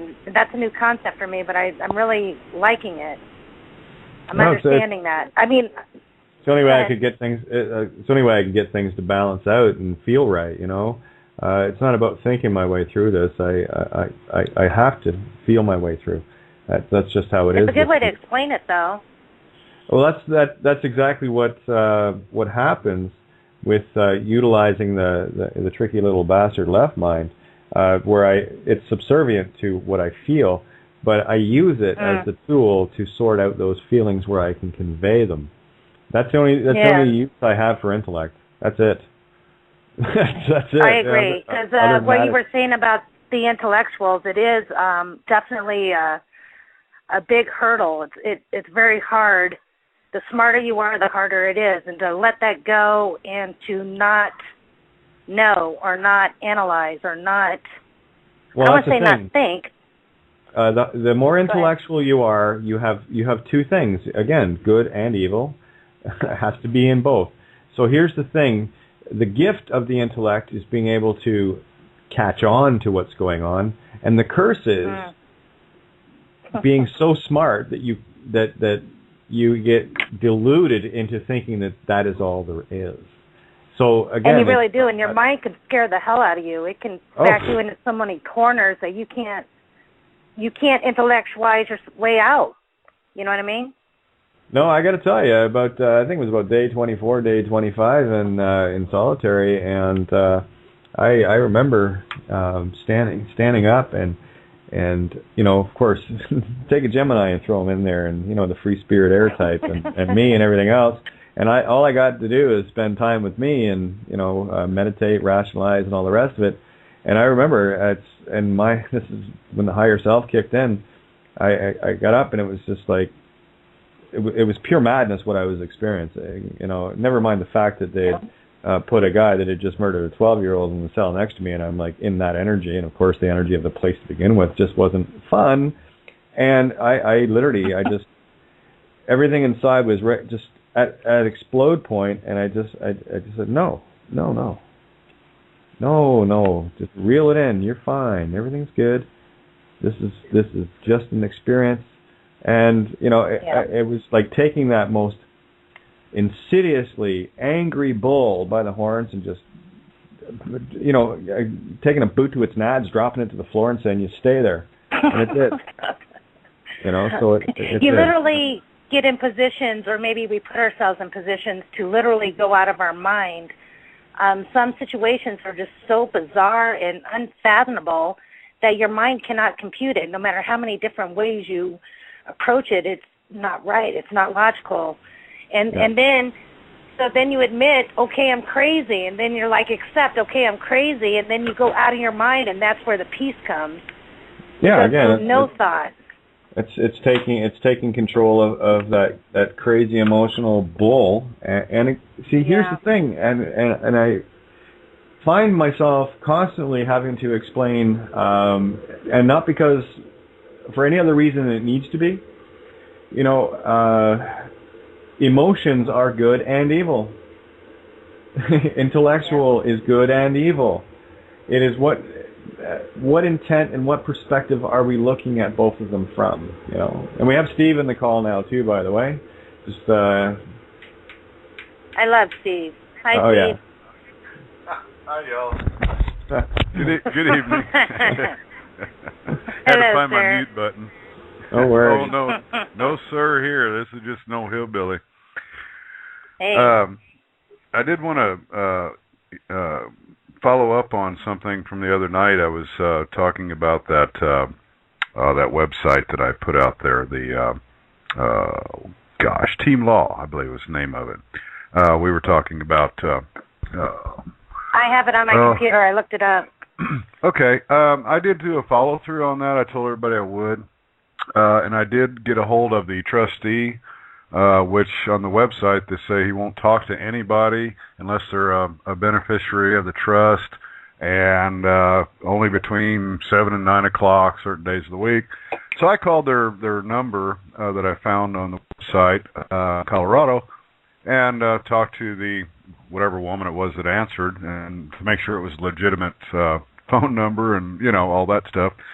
And she said, "Well, I'll pass your information along." And 3 o'clock in the afternoon yesterday, I get a telephone call from the trustee, which was kind of bizarre because he would have no reason to want to contact me, and we talked at great length. Make a long story short, what they're doing can be considered a good venture if you want to stay in that type of reality. But the reason I brought this out, I just want to let you know it is a legitimate site. The information is legitimate, and a lot of the fear mongering and as Kate would put it, the fear porn that's out there that we all deal with, and it's nice to say, oh, we understand what they're doing, but with me, the type of person I am, being an Aries, I guess, the head needs to know why this happened and how it happened. And talking about the United States, a lot of the fear porn is about the corporate U.S., how sinister it is, how criminal it is, which in a way it is. But that site has a lot of very good resource information as far as how did the corporation come into existence and why, and how did it get to where it is today. And I do want to preface something there as well, Stephen. I started to jump in. Absolutely, because again, it is all about the intent, and when there are resource places for people to go to that aren't quite aware of what's going on, the only way that we can empower them to get them to a level of awareness and awakening is to give them the information they need so they can see it for themselves. And what I see happening more now, that transition from that not quite knowing what's going on to holy shit, check it out, and going through what I see happening is what took many of us years to work our way through is now happening with people in some cases in literal days. Right. Sometimes it takes a week, but it's happening in such a compressed time now, and that's why things, resource pages, absolutely critical, where the intent is just to this is what's going on. And, you don't need to be all riled about it, whatever, but you need to know what's going on. And I see my role here only as a peacekeeper, as letting people know that, yes, you've been getting screwed over. Just, You need to let it go, because you're not going to win in a fist fight, not with these guys, because that's the energy they're feeding on. It's that hate and that anger and that revenge and all these low tone vibrations that when you're in that area, they're just feeding on you, and you're empowering it. That's the Chinese finger trap, because the harder you pull to get out of it, the more trapped you are, and that's exactly what happens in the mirror here, where you think you're doing the right thing by going at something. You're actually empowering it by that. So exactly, and the reason why I agree. Go ahead. The reason why I brought this. I agree with that. Okay. The reason why I brought this up was because if you have actual knowledge of what transpired and the truth of what transpired, you'll find out that a lot of the fear mongering is hitting the highlights to push your buttons. Let me give you an example. All of this fear-mongering about the corporate United States and how that's criminal and illegal and how did this happen and Jekyll Island and the Federal Reserve and all this crap. You can take it all the way back to 1801 when it was authorized by the Congress of the United States in 1801 to form the Corporation of the United States. Basically, it was the organic law of the District of Columbia. And that was done solely out of, and always follow the money trail. If anybody knows their history from the beginning of this country, there was some very big problems. The central bankers got in the 1990s with a 20-year charter. They were playing with the money game. And what happened is our original organic constitution, the Constitution of and the Constitution for, did not allow the government, the original jurisdiction government of this country, to participate in financial contracts and certain securities transactions. And at that time, with the great financial problems we were having and trying to fight the central banks out of Europe, the formation of the corporate U.S. government was for admin purposes only, and because they, as a corporation, were able to make the transactions, the financial contracts, and transactions that were needed to stabilize the country. They were not supposed to be in the position they are today. It's another story, but it's on that website. But it was a lawful thing when it happened. Right, and of course, show you the mirror of that in terms of lawful. Once the system was established, of course, they sell the savior concept. I talked about this earlier, and the hope and everything else, and that that we're doing this for the right and good thing when the trap is already set. And what's happening now is those traps that were set so very long ago in the Whore of Babylon commerce land have been sung, and now the traps are getting stripped back on themselves. And we have Carol tonight. Hey, where are you? I've opened your mic up. Hello, Carol. Oh, I might have caught her off guard. Carol. I guess you must be away from the phone. Anyway, yes. And again, there is no such thing with me as a make right or a make wrong. This is just an observation and trying to get as many perspectives on the same thing shared as possible. That's it.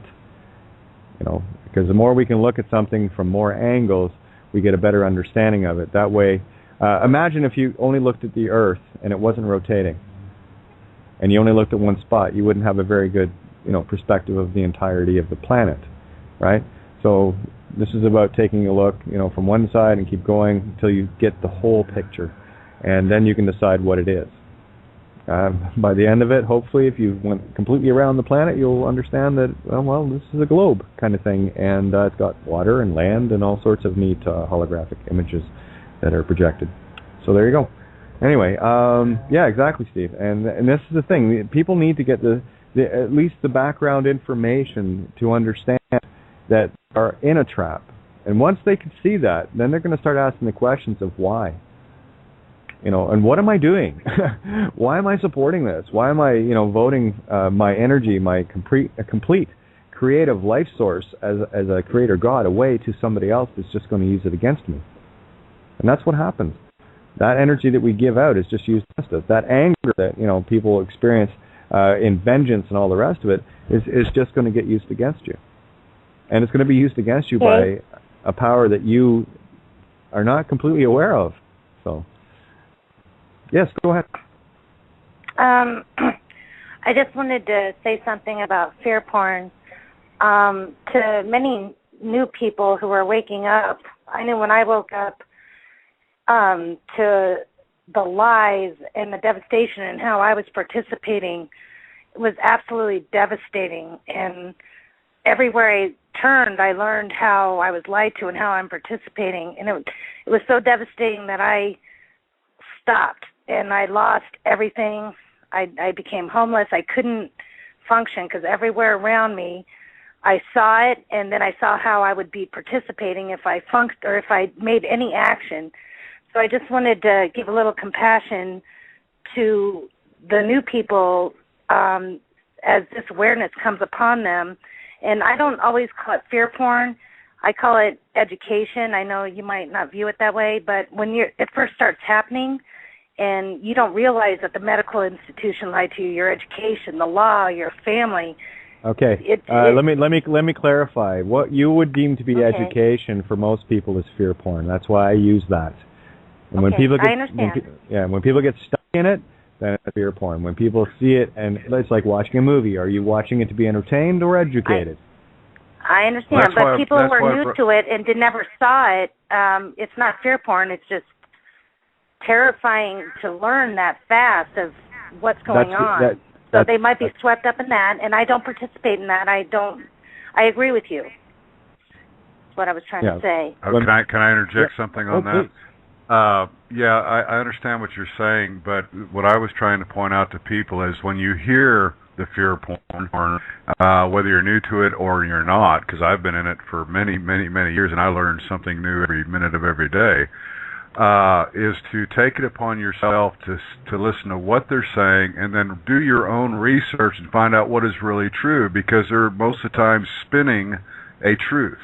And if you don't have the knowledge, it's the old saying, know thine enemy.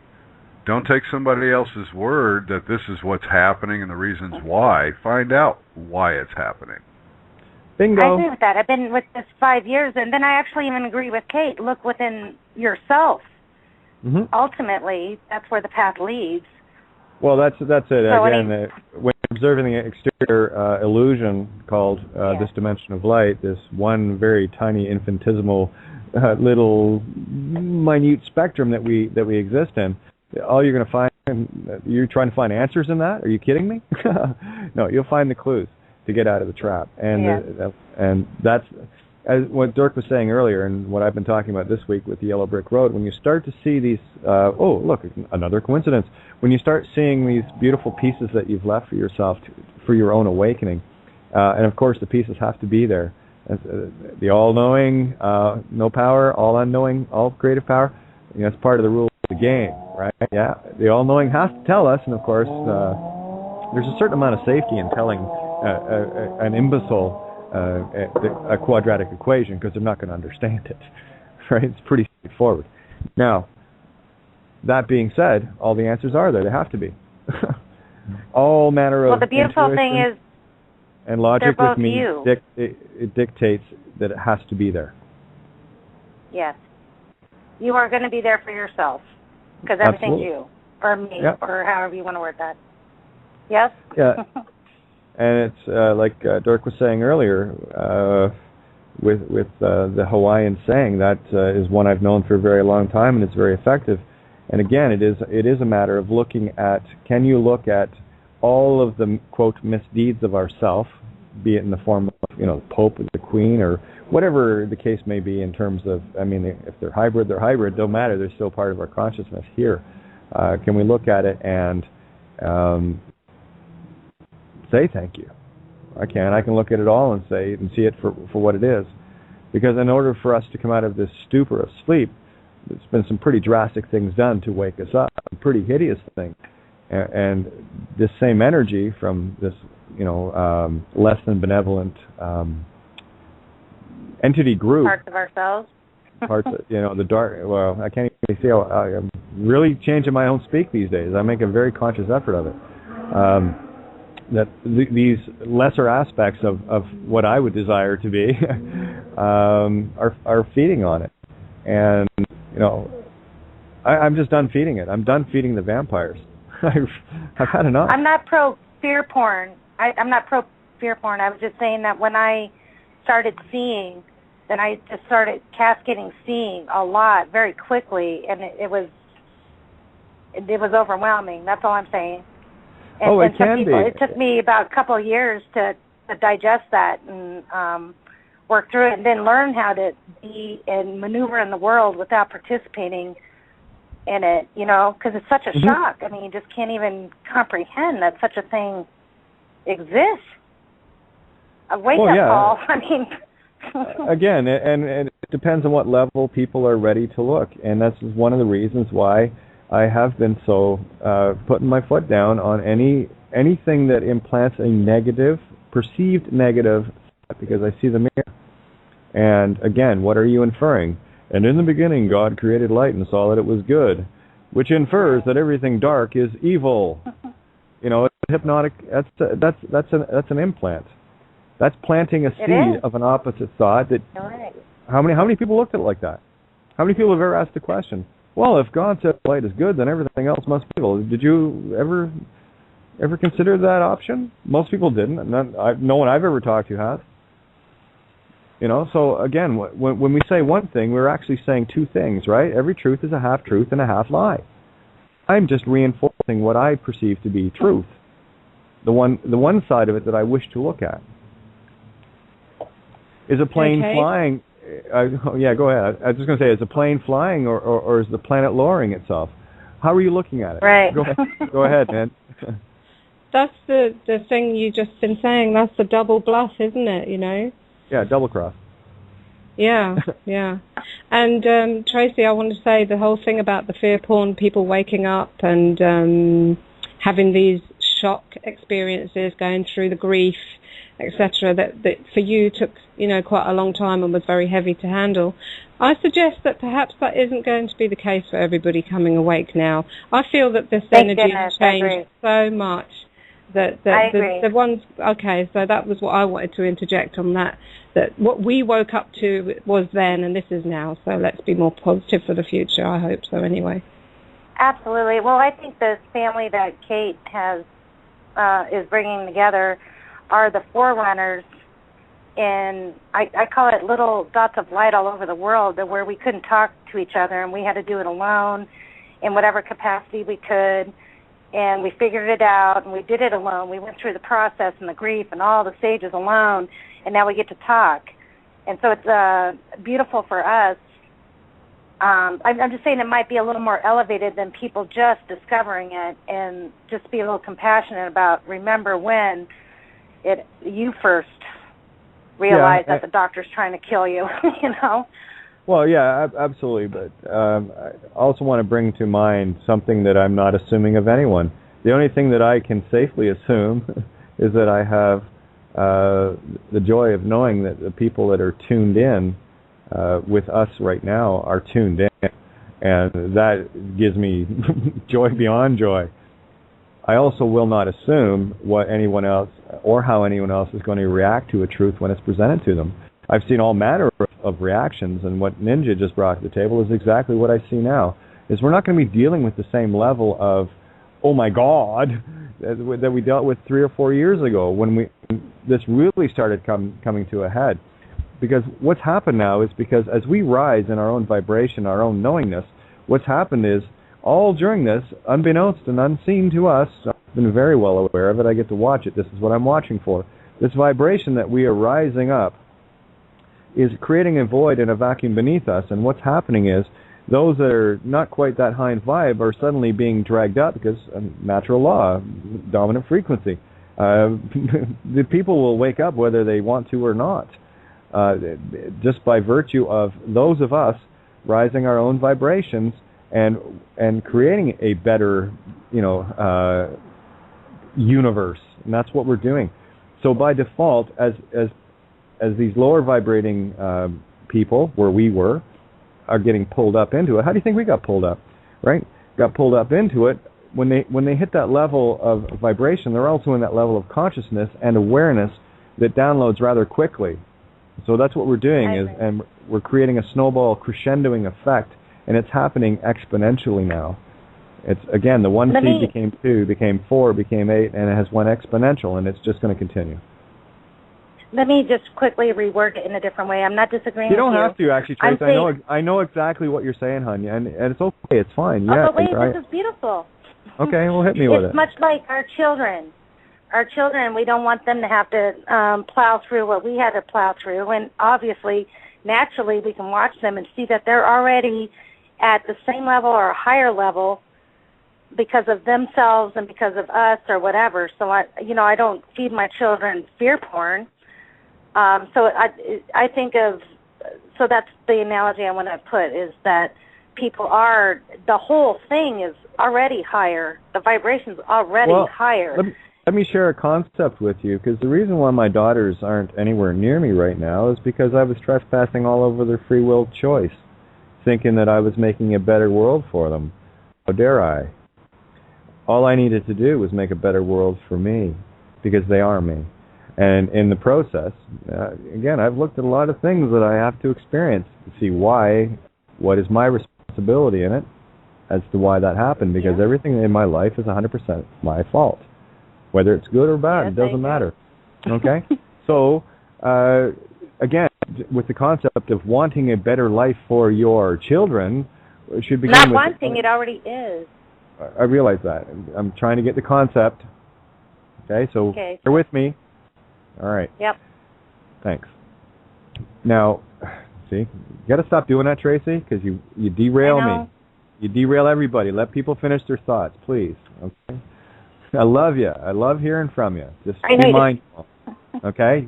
You just want to keep talking, Taurus. Shush. I love these bulls in china shops. They're awesome. It's all good, hon. It's all good. When we're dealing with wanting a better life for our children, we are actually trespassing in reverse. When we want a better life for ourselves, by default, they're going to have that anyway. By improving ourselves, we are leading by the example where if the moths are ready, they will come to the light. And all it is about leading by example. And look at what we've been through with most of the parental units, as I like to call them, and most of the people I've known that are parents aren't fit to be parents. They're fit to be tied. And we got 4 minutes left here, and we got another caller in. I just want to get a quick shout out here for, of course, criticalmassradio.co.uk, the main site, the platform that we have here as a sister station with Critical Mass Radio. Thanks, Paul, Lisa, the crew of Critical Mass, all the hosts, and the work that you guys do, and of course, giving us this platform we can get our voices heard every single night. We're going to roll into the recording, obviously. We got 4 minutes left. If you want to join in, please refresh your page. Follow the bouncing ball. Pulling people into the call really, really saturates my Skype, and it gives more potential to get bumped. So I'm going to ask people to try to start doing that. So refresh your page, the Skype, just call in through Skype, or call in through the number at area code 661-467-2401. I'm actually going to let you do it yourself. I'm not going to hold your hands to me, okay? It's not tough. And we got another caller in at area code 702 just before we roll off into the recording here. So if I get my mouse to work, I get the bloody thing open here. Okay, there we go. Area codes. Okay, yeah, it worked. Okay, there we go. Area code 702. You are in the call. Hello. Hi. Hey, Sarah, how are you? How are you? Good. I have to tell you, I totally agree with you about the whole choice thing for the kids. I'm going through the same process right now. I have my soon-to-be 18-year-old, and I'm like, you know what? If I'm going to do this, I have to do this the right way. I can't drag my children into it. And, I have to let them do what they have to do. Let them wake up when they're ready to wake up. Let them make the choices they need to make. I can't step in the way and say, Mommy says this, and Mommy thinks this is great. Oh, Can you hear me? Yeah, I completely agree. No, that's great. Just to reinforce what you just said, the only thing that in the physical sense that I provided for my daughters was the DNA. They are separate entity consciousness unto themselves. How dare I trespass on that, thinking that I am claiming ownership of a child? Are you kidding me? Exactly. They have to have their own life. My mom thinks it's very strange that I feel this way. She's like, older, traditional type of parent. Oh, you have to take care of your daughters and stuff. And I'm like, yes, I do take care of my daughters, but I can't step in the way of their choices and their life and what they want to experience. Once they reach that age, I have to let them go and be. I can't stand in their way. Couldn't agree more. No, before we go off the air here, I want to do another shout out, Sean, Ray, and oh my goodness, we got so many people. I could go down the list, but I got 90 seconds until we roll off. So anyway, I just wanted to get that out there. I want people to know that I know they're there. I want to know that I see them, because they see me. I want to make sure that I see them, and this is how we connect. This is about making it real for all of us. And when we gather at this table for our planting of the seeds in an episode, I want to make sure that everyone knows that what they bring to this table, the seeds that they plant, are critical. Every puzzle piece, is critical. You are the 100th monkey. You are the key to yourself. On key, my key. By the way, the movie Cloud Atlas, I watched it again the other night, and isn't it funny that the God entity that was in it was called Sun Me. Sun Me, SONMI. Oh, is that a blatant clue for you? You are the sun. I thought it was pretty cool. Anyway, so don't mind me. I just watch movies kind of different than most people, I think. I think most people are starting to watch them, if they haven't been watching them that way already, are getting into that, seeing it for what is being portrayed allegorically versus what is there literally. So, but yeah, carry on with your thoughts, love. Am I still there? I'm here. I muted myself out. I'm driving too and everything. I'm just multitasking here, just having a great time. I have to say too that I'm wanting to make that next step in my journey. I don't want to have anything holding me down either, and as much as I want to spend all this time with my children and love them and everything like that, but I can't take them with me where I need to go. So that's the other side of it too. Well, here, let me give you a nice perspective on that. I was just saying that to Eric here today. So, here, both my daughters, the gems of my life, are with two of the most trusted, closest people I've ever known in my life that betrayed me. My ex-wife and my ex-best friend. I love them, and I'm grateful for the fact that my girls have somewhere to be. I'm just trying to show that as a when things get taken out of your hands, you'd be amazed at where they end up. And it's all good when you can see it. It took a lot to get there. And I'm very grateful for the experiences I've had to fight myself. Note the word there. I had to fight myself through. No one else. It was all me. So area code 417 just tagged in there. So let's bring you in and let's get this fray just razzling.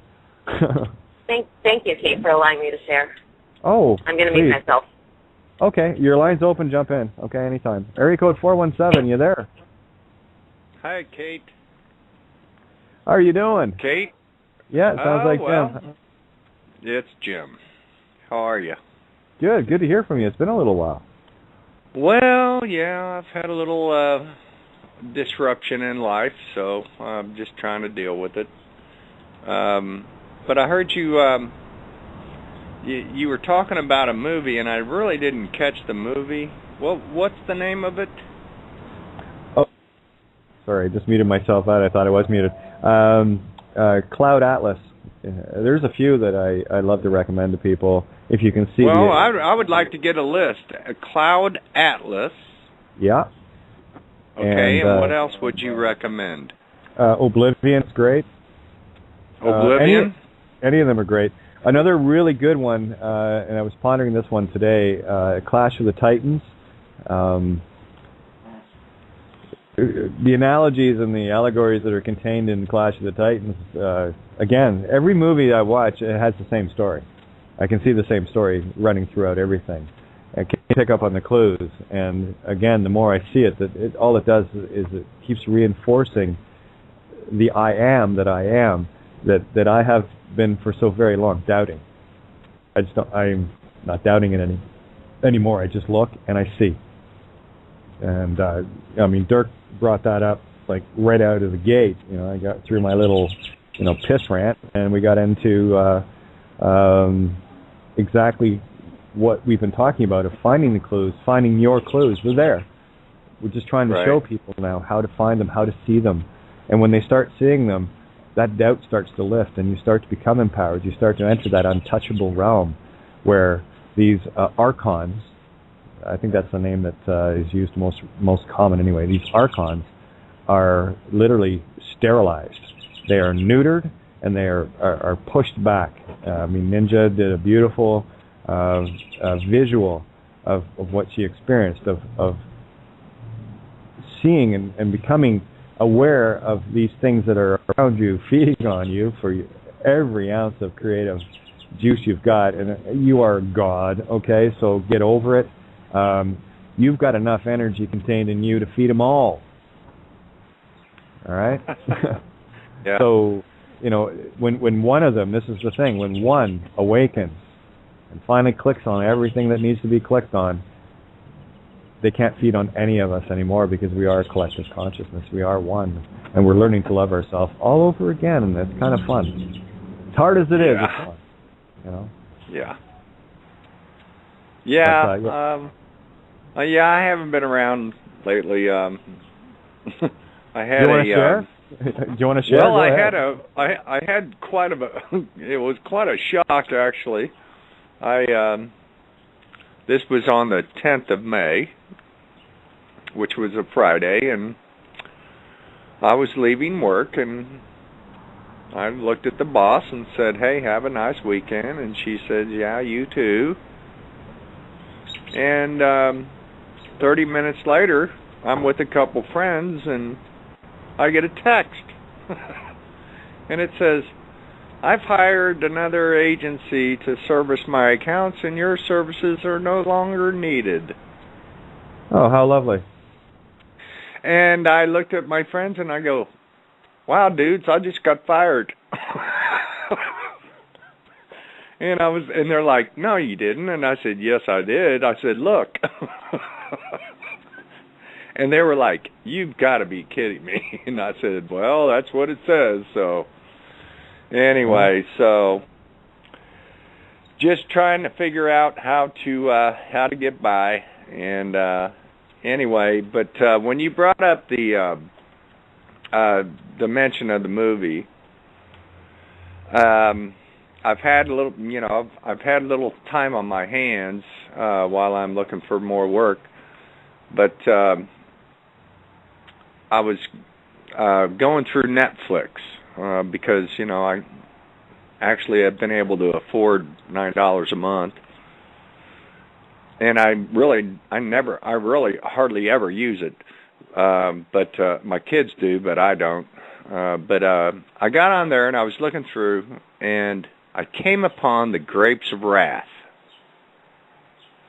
And I thought about it, and I said, I don't think I ever watched that movie all the way through. I'm going to watch this movie. But I was looking at it in a different light. I wasn't looking at it from a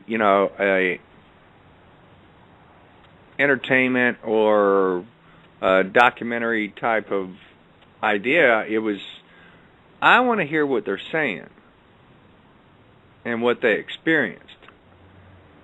And it was very interesting that there was one point fairly early in the movie where they're all being stripped of their property.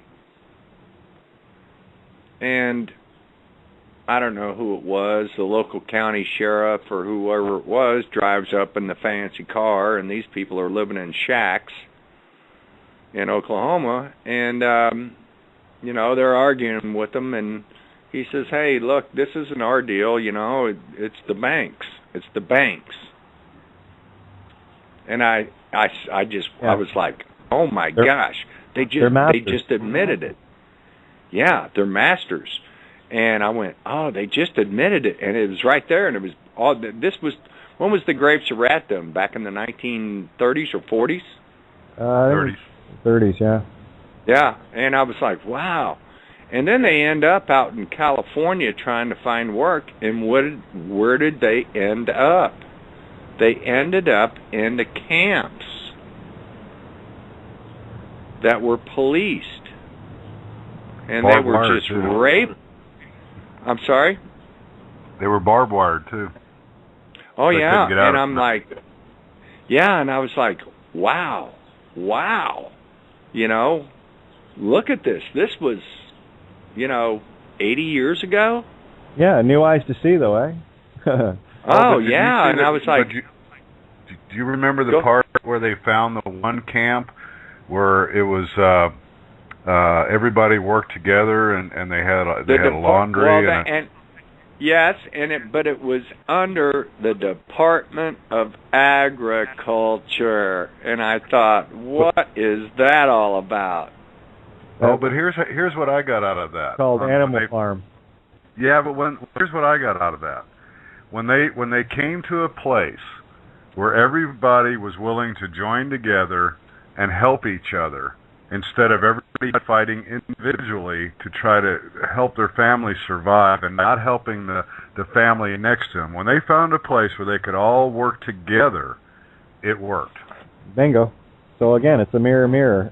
Another movie that it's not a movie. It's one of Bill's videos, Bill Donahue's, that is a must-watch. And it's one that I've watched many times, because I always glean beautiful gems out of these things. And by the way, the lucid dream I had this afternoon was a conversation with Bill Donahue, of me asking him, come on, Bill, get on the show and let's talk. And he was humming and hawing and whatever. And then he finally, in the dream, he agreed. So I'm going to email him and say, hey, listen, we had a talk.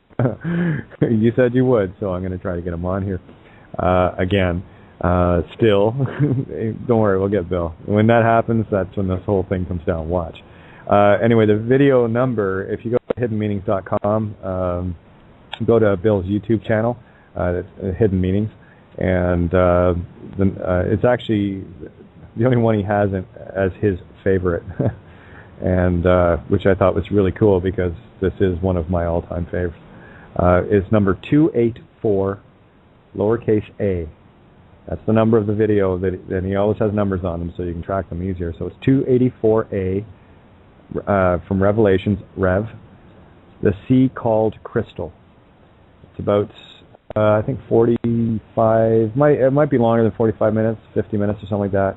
But in this particular episode that he did, I know when someone is downloading in real time when I see it.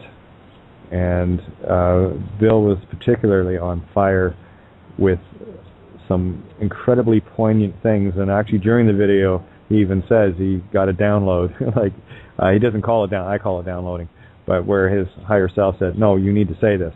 And that's when you start listening to yourself, right? They tell you, "Oh, if you're crazy if you talk to yourself," right? I think you're crazy if you don't, personally. I'm the only intelligent one I've ever discussed a conversation with. So there's one. If you and here's another. I'm going to put out a request to everyone. Hey, Kate, go ahead. Kate, before you go on, now where do you find this? The sea called crystal, this 284A. Where do you find it? You can just put that right in the YouTube search line, and it'll bring the video up. But you can go to Bill Donahue's, and I recommend you subscribe. When he uploads video, you get notified via email. Hidden Meanings. You can get there through his website, hiddenmeanings.com. Okay, and again, there are countless hours of pure information without the fear porn, and he does it in such a beautiful way. See, that's why I love when people take fear porn and make a joke of it. But here's a request I'm going to make of everyone, those that, of course, will download this episode. If you can gather up, let's just say, pick whatever city you're in, whatever jurisdiction you are, currently walking about in with a meat stick. Look up all the different churches in your area: Catholic, United, Mormon, Jehovah's Witness. I don't give a shit. Okay, I don't care. But if you can, even pick maybe a half a dozen, and then pick out 5 or 6 email addresses, or focus on one church. I don't care. But what I'd love you to do is to take, once you get this video loaded up and you have the URL, copy and paste that URL into an email, and just send it to the local churches and administration, and get in the habit of doing this. If you can spend 20 minutes or half an hour a day, people ask, how do I affect change? If you want to do something, well, let's do it in the Ethernet, shall we? So I send everything through the Ethernet. There's a reason for it. It's invisible energy taking on invisible energy. So that's how I've always looked at it, and that's how I will always look at it. But if you want to do something very, very simple, doesn't take a lot of effort, just look up the local churches in your area. Chances are, if you happen to be a buyer of felled trees called newspapers, filled with garbage, chances are you'll find, especially on Sunday or Saturday paper, you'll find all the listings and the ads for all these churches because they have so much money they can just throw it at newspapers. And you'll find the contact websites. You'd be hard pressed to find a church that doesn't have a website and email addresses readily available, readily accessible. I know I found thousands. I started compiling a list of one city or one region, and I've probably got about at least 2,500 email addresses, and I wasn't even out of a couple of cities. I'm not kidding. There's that many people. I was really, really taken aback by it. But make the effort, even if you just find the lead administration and the pastor, minister, priest, whatever the case may be. I don't give a shit. Whatever the clown's name is, I don't care. Just throw the link into an email and say, listen, and tell them outright, you've been duped beyond comprehension. You might want to check this out and perhaps stop worshiping Satan. And just fire it off. Plant the seeds. Just throw them out there. Who cares who watches it and who doesn't? But I guarantee you, when the intention goes out with it, you've already changed the world anyway. You are the master of this universe. You are the creator of your own. With your own intent, you can change it. So do it. Just do it. You don't have to do anything else. That's it. Kate, I have a shout out. I borrowed this. I'll be real quick with this. I borrowed this from a friend, and it's a quote that he includes in all of his emails.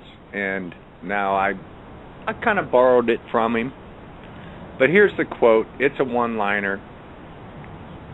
It says, "A miraculous healing awaits this planet once we accept our responsibility to collectively tend the garden rather than fight over the turf." Bingo. And that was by quote. Bruce H. Lipton, Ph.D. I don't even know who this guy is. But you know what? I looked at that and I went, "Wow, yeah, that's Jim, it right there." Jim, yes. While you're on YouTube, punch in Bruce Lipton and watch his video "As Above, So Below." I think you'll find that very interesting. And by the way, I have a question for you. Sure. What part of the Missouri Ozarks do you live in? I live in the Queen City area. Okay, I'm about 40 miles northeast of you. You know where Marshfield is at? Well, yeah. Yeah. I'm about 20 miles east and just a shade north of. Yeah, Marshfield. I know exactly where you are, and in fact, I called somebody that lives in Marshfield today. Ah, well, small world, isn't it? I'm sure that you. I'm sure that you're probably familiar with them. They're a very wealthy family. Well, I don't know. I'm not wealthy, so. Well, in fact, I wouldn't mind talking to you. Would you mind getting in touch? Sure, I'll give you my phone and number. I'm not even sure who I'm speaking to. Who am I speaking with? Steve Mahon. Hillbilly extraordinaire. Steve Mahon? M-A-H-O-N, yes. Mahon, a good old Irish name. Absolutely. Sweet. So there you go. Yeah, you're 20 minutes away. Phone number is 417 Yep. 462 7884. Wow. And I'm sure all the government officials already have that number, so that's why I don't care. Oh, absolutely. Oh, you know what? I've been giving my numbers out. I mean, they know who I am. In fact, they better I know was who on the hell I am. I'll tell you that. If they don't, they find out. Well, in fact, I was talking with a friend lives up in Dallas County, just north. Sure. And we were talking about this Adam Kokesh deal and this armed march that he's planning on D.C. And I'm like going, we got to get the word out, man. This is a planned deal. That's going to be a bloodbath. That's called Dragnet, baby. There you go. Oh yeah, and I tell you operation. what. Yes. Yeah, and I'm telling you what, we're right in the middle of this, and this friend of mine, he's been playing a pretty interesting game with the ABC. Anyway, I mean, in the middle of our conversation, I mean, his name probably came out about 5 times, and all of a sudden it just went blank. and I went, oh, I don't think they liked what we were talking about. Well, Missouri is an interesting state to live in here in the States. I don't know if you noticed, but we just recently passed a ban against Agenda 21 in the state of Missouri. Well, I hope it grabs. We'll see. Oh, hey, stop. Hope it's for the It's law. Done. It's already law. It's done, baby. Done. It's law. And we also have invited all the gun dealers who want to move out of Colorado and New York because of their Second Amendments. That's already been announced by the Lieutenant Governor that come to Missouri and we'll give you land to build your factories. Anyway, I'm not for all that. That's all their game. But anyhow. Oh, exactly. I see the intent behind it, though. It's basically a great big digitus and puticus shoved up someone's arse somewhere. Yes, exactly. Well, exactly. Yeah, exactly. Yeah. Hey, I've got to run for just a minute and make a phone call. So I'm going to be gone. Jim, if I miss you, you got my phone number. We'll catch up down the road. If you don't mind, I'll call you tonight. Yeah, it'd have to be... yeah, here in just a little bit. I'll get back on. I just got to make a quick phone call. No, you're fine. You're fine. Nice to meet you. You too, brother. Bye. All good. All good. Wow. Talking about meet and greet on Syncretism, right? Well, looks like it's going to be a synchronistic sort of evening, huh? 20 minutes away from me. Wow. It's just a coincidence, though, so please look away. The curtain is closed, the wizard is hiding, okay? Follow me. Yeah. It is what it is, wow. Huh? And I'm just wondering, actually, let me see. Just checking up the list here. And, let me see. Yeah, Carol, are you there? Oh, I've got Carol's line open. I'm not sure if she's muted or whatever, if she's not on the phone, but love to hear from you, Carol. Is that my California? Is that my California Carol? That's California Carol, gal. Absolutely. Yep. And, oh, by the way, just another quick reminder for anyone. If you want to jump in the call, all you have to do is hit 1 on your keypad. If you're called in on Skype, which we got anybody on Skype in here? No, just Minge. Yeah, just hit 1 on your keypad, and feel free to please jump in and love to hear your thoughts. This is your table. My only job is to set the table. That's it. Everyone, bring the feast, and you do such a great job of it. Again, this is about the mirror, and I love to see my own reflection. Call me vain. I have. Go ahead, hon. Hey, Kate, what was it? Yesterday, I passed you an email via Facebook in regards to what's coming up in June, and I would love to find out what Santos has, interpreted already as far as what the planets and everything, the astrology behind it all for June. I'm so curious. I didn't really particularly care for what this particular person that was interpreting it, what they had to say, talking about money and, I'm just not a currency. Oh, yeah, I caught that post too. I think I was about 4 minutes into it and said, oh yeah, here's a guy stuck in meat stick land. Doesn't understand what the holy side is all about. Yeah, we need to get Santo on this one. I'm gonna get on the roof and put up the Santo signal. Oh, good, thank you. The big shining S in the sky, Oh, yes. Thanks so much. I appreciate it. Not a problem. And again, I know his schedule is really tight right now. And I know John, he's a slugfest type. He'll keep Santo running left, right, and center. And it's a good thing too, because there was 20 plus hours of travel for Santo to get there, and it'll be the same getting him home. Actually, close to 30 hours. What am I thinking? I might have even been over that, because he was 18 hours getting to Los Angeles from where he was. So, while he's there, of course, we want him to utilize as much time as possible to get the message out. And of course, yes. From what I understand, though, and what I've seen, I haven't had a look at too many of the charts. But the feeling for June, Gemini in general, being one, it's always a different vibe when I'm in my own sign. I love it. But there's a lot of amazingly wonderful things coming. That's all I feel. That's all I feel. I'm picking up abundance personally, and sort of wow. It's something. Tomorrow is a really powered up day with the Sagittarius lunar eclipse. You can feel this stampede of forces like coming in, and they're bringing in this feeling of freedom and a lot of power and energy behind it, and an awakening behind it too. Yeah, well, it's a closure. It's a closure that's coming up. I believe it's a 4% lunar eclipse, so it's just clipping the moon. But again, we have had a lunar eclipse, solar eclipse, and this lunar eclipse is a closing of doors, of cycles of sorts. So yes, we're moving into a new paradigm again. Because guess what, guys? We're creating it. Isn't that cool? Hey, Kate. Yeah. My birthday was last Friday. Well, happy re-entry day. Well, it's been a very interesting, and it was a very interesting day.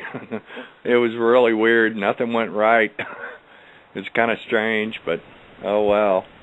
Oh, hey, listen, that may be the initial feeling of it, but gosh darn. Sorry, Jim, if I'm not going to put you in your mirror. When one door closes, it might not seem to be a good one. Another one you might have noticed just opened. Amen. Okay. So no, it was just it was a very odd. It was a very odd day, man. I mean, it was nothing seemed to go as planned. And well, I really didn't have any plans. Jim, it was plans from other people. Yeah, the universe it was is trying to give you a birthday gift. Hallelujah. Would you please accept the gift? The cycle that you were in needed to end, and it's gone. Move along. There's something fast it did. Wonderful. Yeah. No, it did. It was good. It was just I just played along and said, well, I guess that's the way it's going to be. So well, here it is. Let me share a perspective with everyone then. Let's have a look at it, and thank you for this gift that you just gave me. Let's have a look at something from a different perspective for a change. Instead of going, oh, that sucked, and instead of looking at something that you would deem to be, oh, that sucked, start looking at it going, yeah, now there's something new coming. Change your energy, change your intent, right? So anything that we deem to be not that good, as per this insane realm, put it in the mirror. Everything, would it not make sense that everything that we would deem to be evil is somehow good, and everything that is somehow good is somehow evil? Look at people; they think that wealth is great, and I see it as pure evil, and that they've been sucking on the life force of other being spirits, 7 billion wide. Okay, so what is good? What is evil? What is your perspective? What is your intent? Can you dare change it? And I know you can. So I want everyone to do that. when you see something that goes, oh shit, that was, oh wait, no, stop saying that. Go, something's telling me that I need to shift gears here, and I need to look in a new direction. This was a gift, not a curse. I've lived that mirror my whole life, so this is probably the reason why I'm giving this message out, because I've lived in the other side of the mirror. That has been my reality, and I've said this before. This is the last year or so of my life is the first time in my life that I talk to people and they get what it is I'm saying. I have been perceived as insane, obviously, by everyone up to this point, But isn't it ironic that everyone always came to me? That was the weird part, as far out and as artsy fartsy and whatever. Of course, tranny too now, but whatever.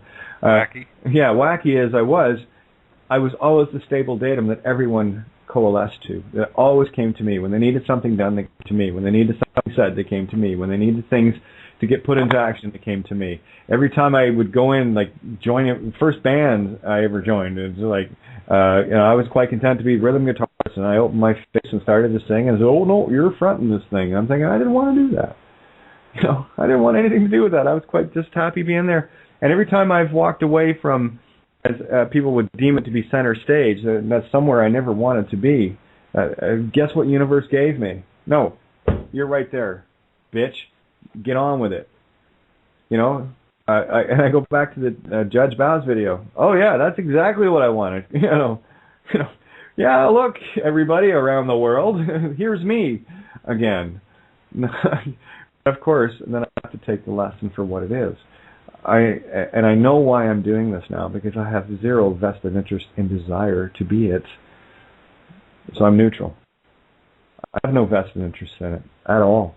The only thing I do know that I am sure of is that I have something that I have to share.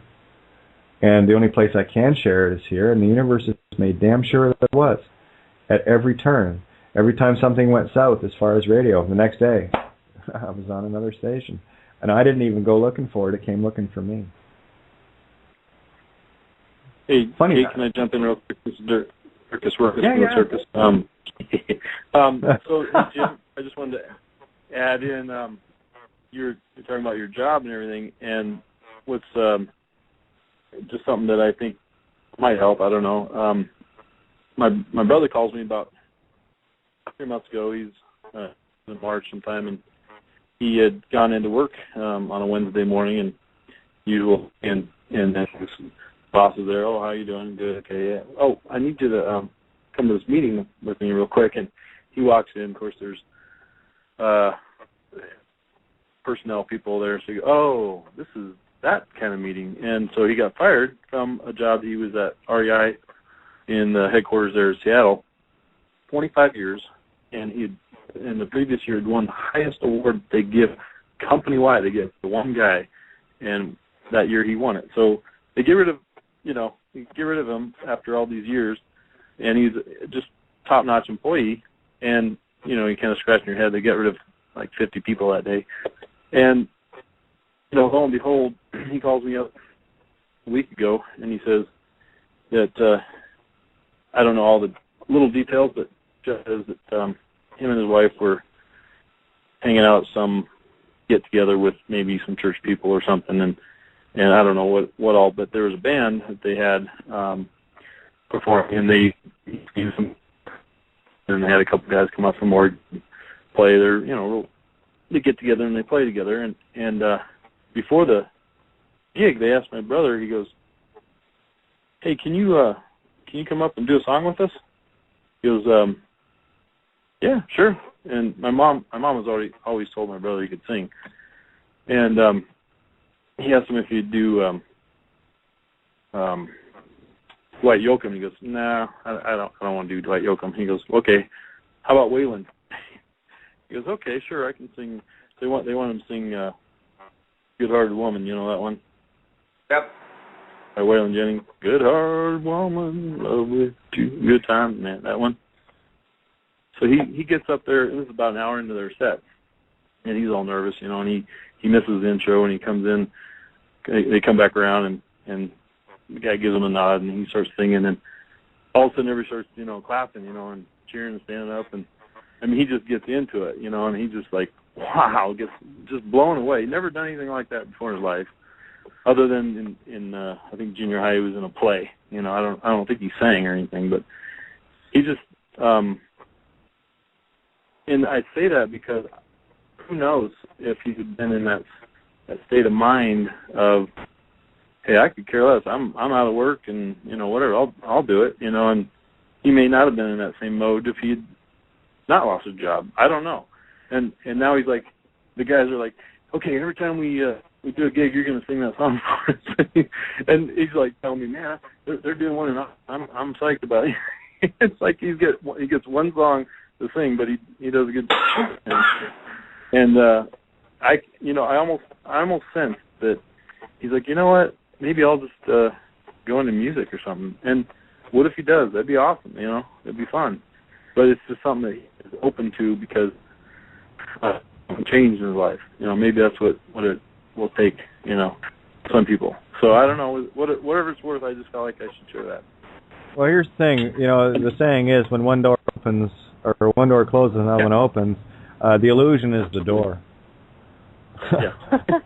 There isn't. Yeah, it was always there. It was always there. But it's always also open. before I shut down for the night, I wanted to give a quick shout out to Tony if he's listening.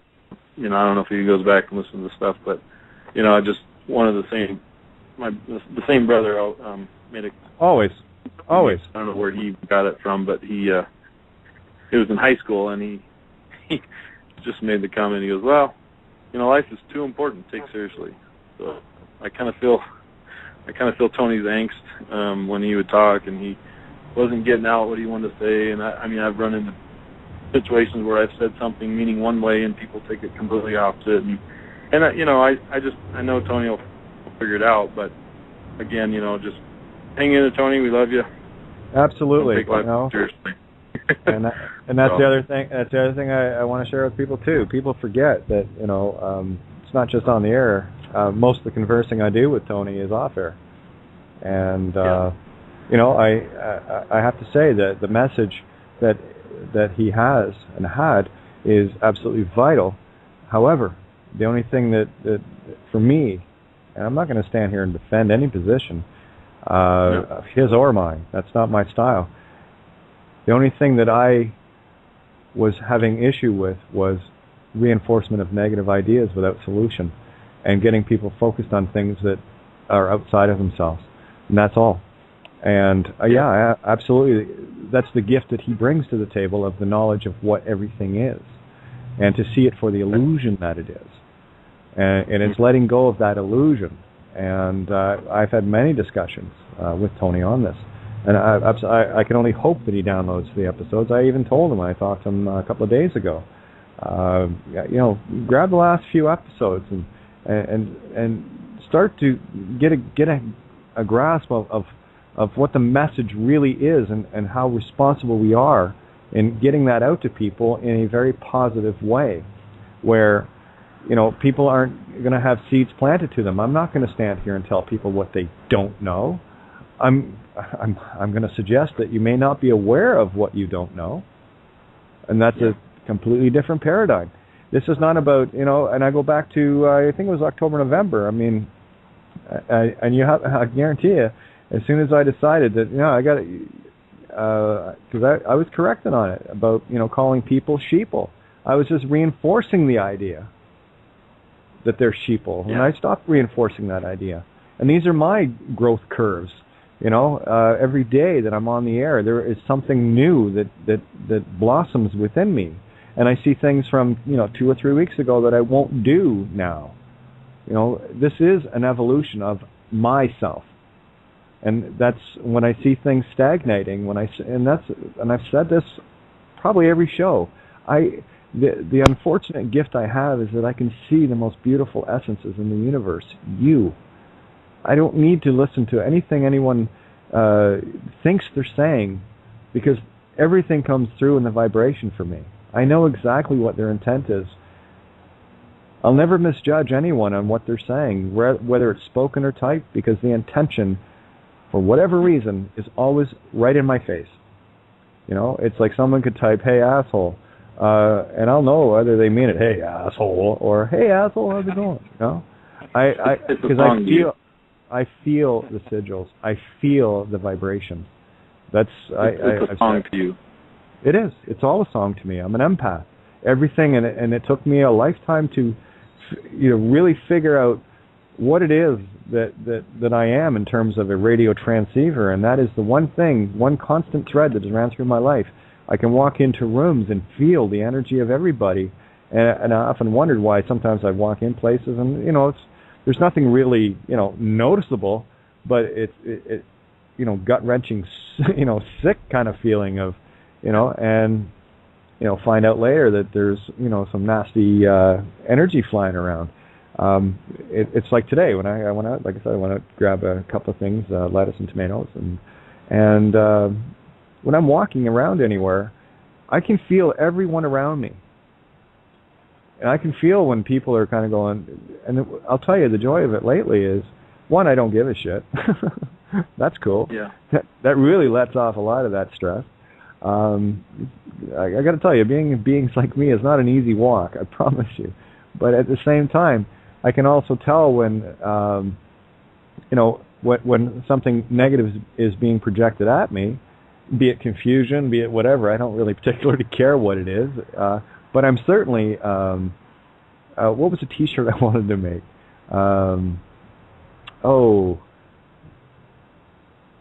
I just made your day interesting. I thought that would be a great T-shirt to wear. I just made your day interesting, huh? How about that? A little different than the norm. And then what I noticed was, going to, take care of the quote whore of Babylon stuff. Girl there, and everyone in there was like so chatty and so, oh my God, And of course, as I'm walking past the other cashiers, whatever, they look over and give me a great big grin, and it's like, I must got it going on today. But you know what I mean? Well, the other one. Go ahead. Right. The other one is smile. It makes people wonder what you've been up to. Yeah, absolutely. Maybe I should screw them up sometime and just for a joke go and buy some condoms. No, it'd be a waste of money.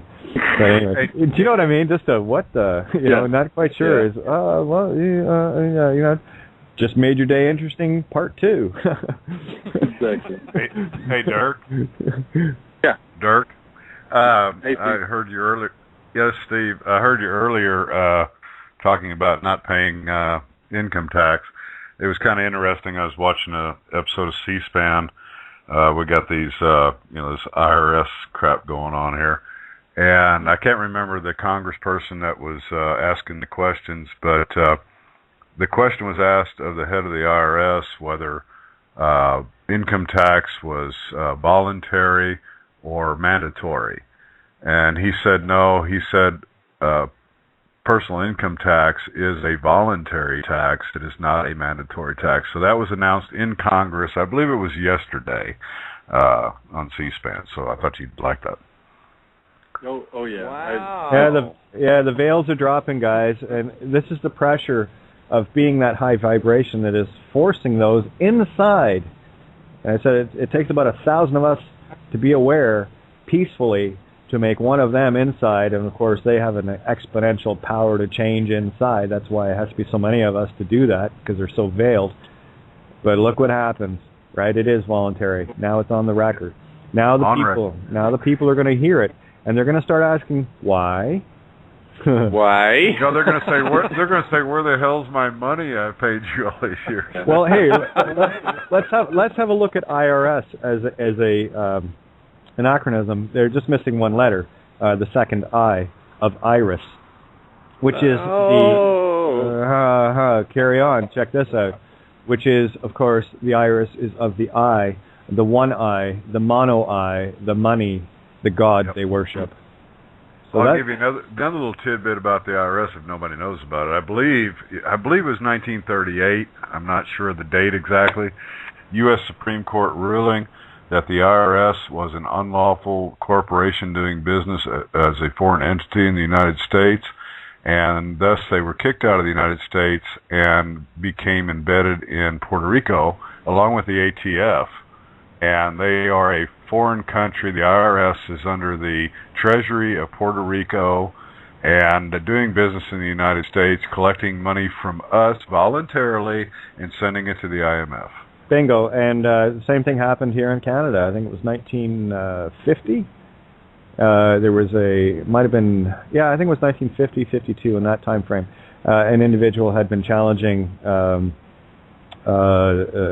it Canada Tax and Revenue Agency is what it used to be called, and they were given Supreme Court order, to cease and desist all business within 12 years. And what they did in order to continue business was, okay, well, that was against that company, so what they did was they changed it to Canada Revenue Agency. They just changed the name, changed the corporation, and same scam, different name. Arose by any other name, boys and girls. Well, that was my point earlier about educating ourselves, because you can either take this fear porn by the surface meanings and be fearful of it, or you can educate yourself. We're all accountable to ourselves, and so if you want to know what the law is, learn what the law is. If you want to know why this is happening, learn what cause and effect there was to make it happen, and then there's no more fear, there's understanding.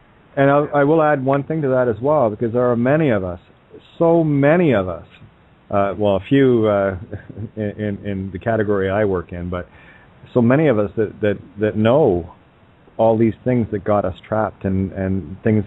I try to make it very simple to simplify. You just need to look at this, and this, and it will explain it all for you.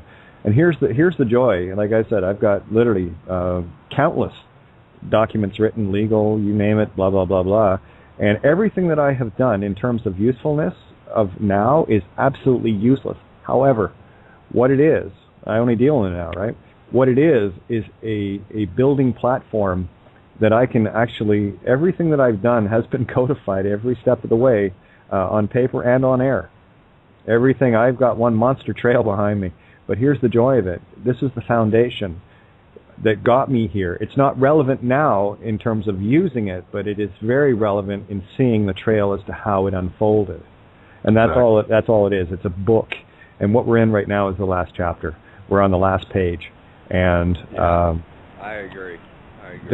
What we're doing now is summing up the whole story, and where we get to be our own sunrise. But to go back to what was brought up earlier, I can't remember who brought it up, was talking about the people just coming on board.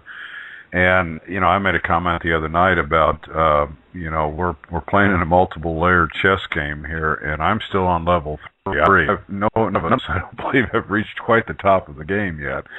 And when they look at your documents, when they read articles, when they hear information, still need to go back personally and check out the details so that you understand with yourself. You just didn't take somebody's word or look at something that was done, that you have the knowledge and the power of that knowledge, and then fear is no longer a game.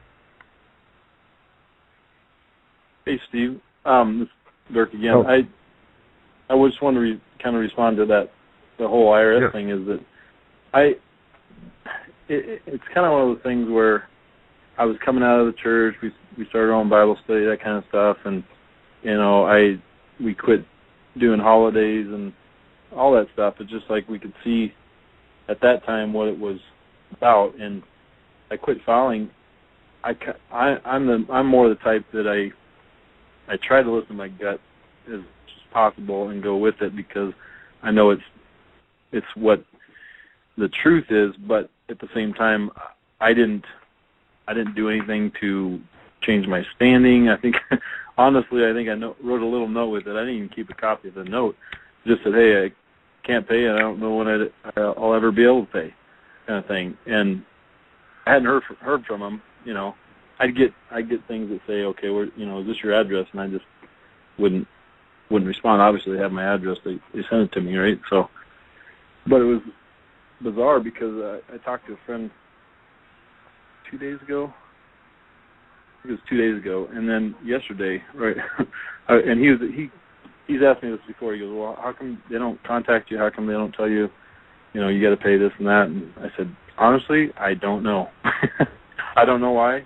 It's because you're a waste of time and effort for them. That's why. Because you're not volunteering. Well, they can't make you do it. It is, and I don't have anything that would be a value to take. I don't own a home. I've always rented, and I have cars, but they're not new, and But the thing is, this is the bizarre part. Is the day after I talk to him, I get a note, from the IRS saying, we don't have your 2011 return. And it's like, well, geez, if you're paying attention, you don't have the 99, the 2000, 2001, 2002. You might want to go back and look at it. Let me give you a personal example. I finally got up my courage. I think it was 2005, 6, and 7. Might be 2006, 7, and 8. I don't know. But I decided that I was going to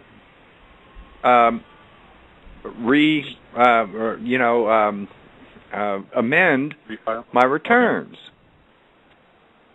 because I didn't believe that I owed anything, and so I sent them in. Well, I have a levy against me, but it's only for those years.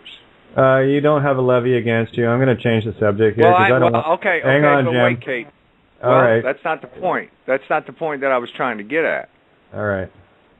They have not contacted me about any years henceforth because I stopped filing. Yeah. As soon as you stop giving consent, they are mandated. Again, there's other things too. Those things that have been, consented to are things that need to be dealt with, and it's really just a matter of exposing the fraud, and that's all it is. Sure. That every act that has ever been committed in a name at all is fraud. The only entities on this planet that can use the copyright of the crown are those that cross the bar. That's it. And with the fact that they can use these copyrights, there is an understanding, whether they realize it and comprehend it or not, but there is an understanding that they are separate and are using something that obviously only they can use. It's got nothing to do with us. Nothing. And that's why the register, or to rule the divine creative feminine, was put into play to capture the spiritual essence on a 4D level. This is not a physical game at all. Thank you. Okay, so again, I wanted to get back to one other point. We've only got a few minutes, guys, and I really want to get this point across, something that Stephen had mentioned about following these trails and whatever. What can happen now, and what really matters to me, is that people, regardless of when they listen to the stuff that we're speaking of right now, they can get everything verified. Now, look at the word verify, right? Ver, truth, right? Verily, truth. I, phi, of creation. It's there. I can tell them something, and all I have to do is go back, and if they want to, leaf through all the documents and whatever, go ahead. It's all there. They can go back and cross-reference and prove everything that I'm saying right now.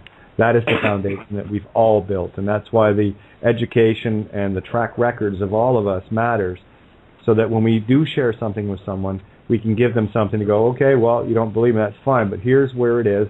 Go and have a look at it, come back, and that way you can see it for yourself. We did. Your turn. We've been there.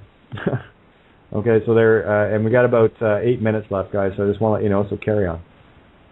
Well, One point I just wanted to... Go ahead.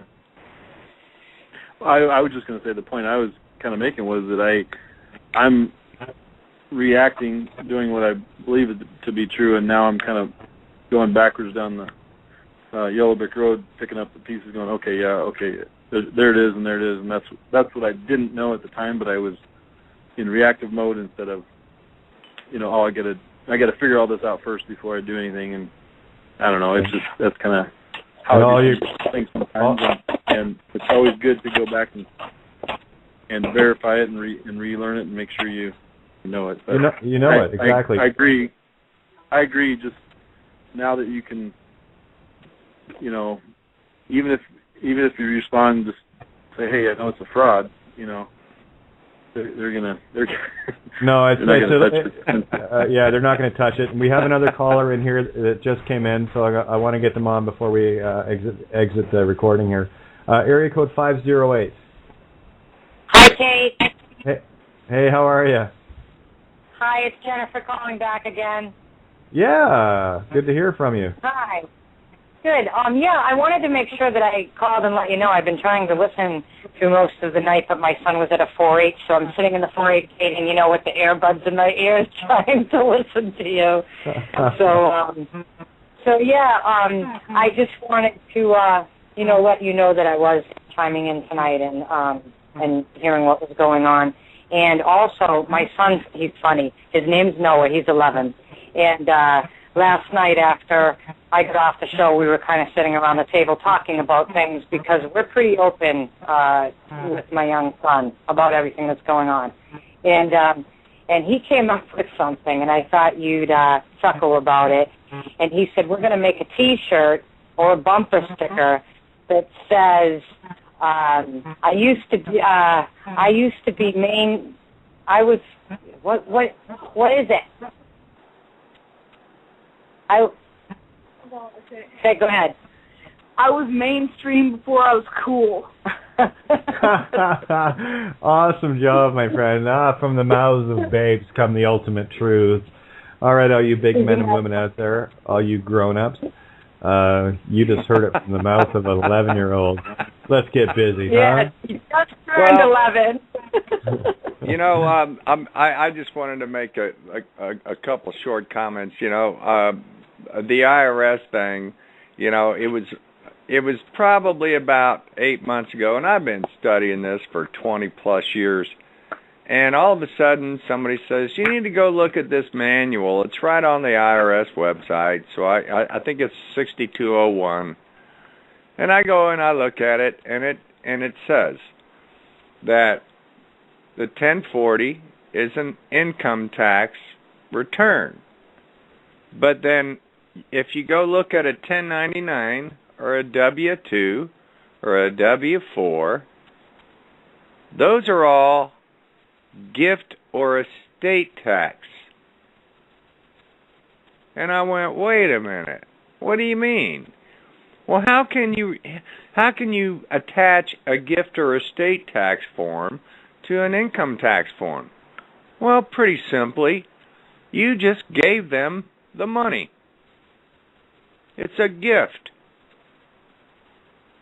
Yeah, I mean that goes without saying. I mean that's the whole thing. Why anything regarding income taxes and all the rest of it. Why I don't even want to talk. I know. Yeah. And that's anyway, but I just wanted to make a comment because somebody brought this up. Somebody just mentioned the word illusion, and the first thing that came to my mind was Knights in White Satin, and I'm going to have to go listen to it as soon as we get off here because I want to hear the words again. So I can listen to it in a different light. And you'll find your own pieces within that. So Cold Horde, orb that rules the night, removes the colors from my sight. Yellow's gray, black is white. We decide which is right and which is an illusion. Indeed. Well, we got a few minutes left here. You guys okay with me signing out with a song again tonight? Cool, okay, man. I was just going to say that. Well done. 805. Colleen, we got to give her the last word. Make it quick, and then I'll be able to play something out. Hey. Colleen? Yeah. Go ahead, Colleen. Oh, you're breaking up, hon. Your phone line is breaking up. Must be on a handheld. Yeah, still can't hear you. Yeah, I can't hear you, Colleen.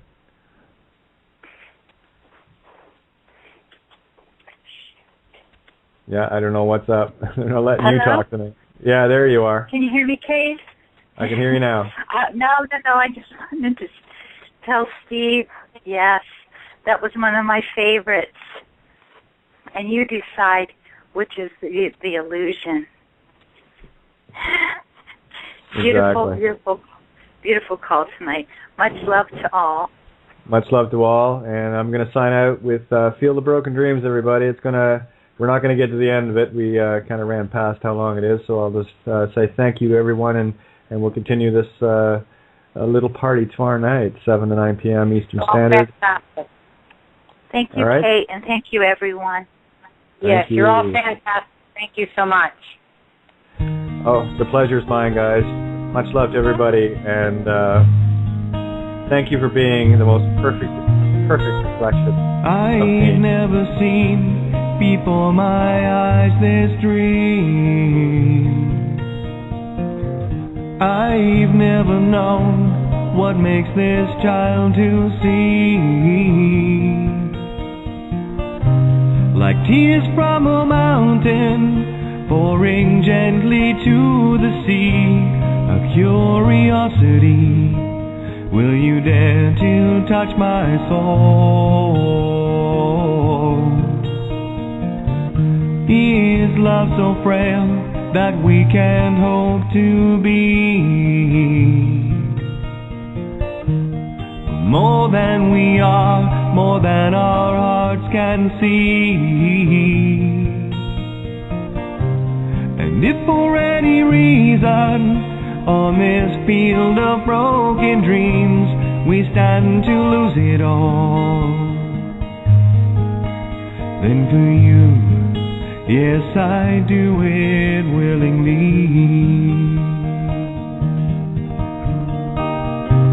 If this is our moment,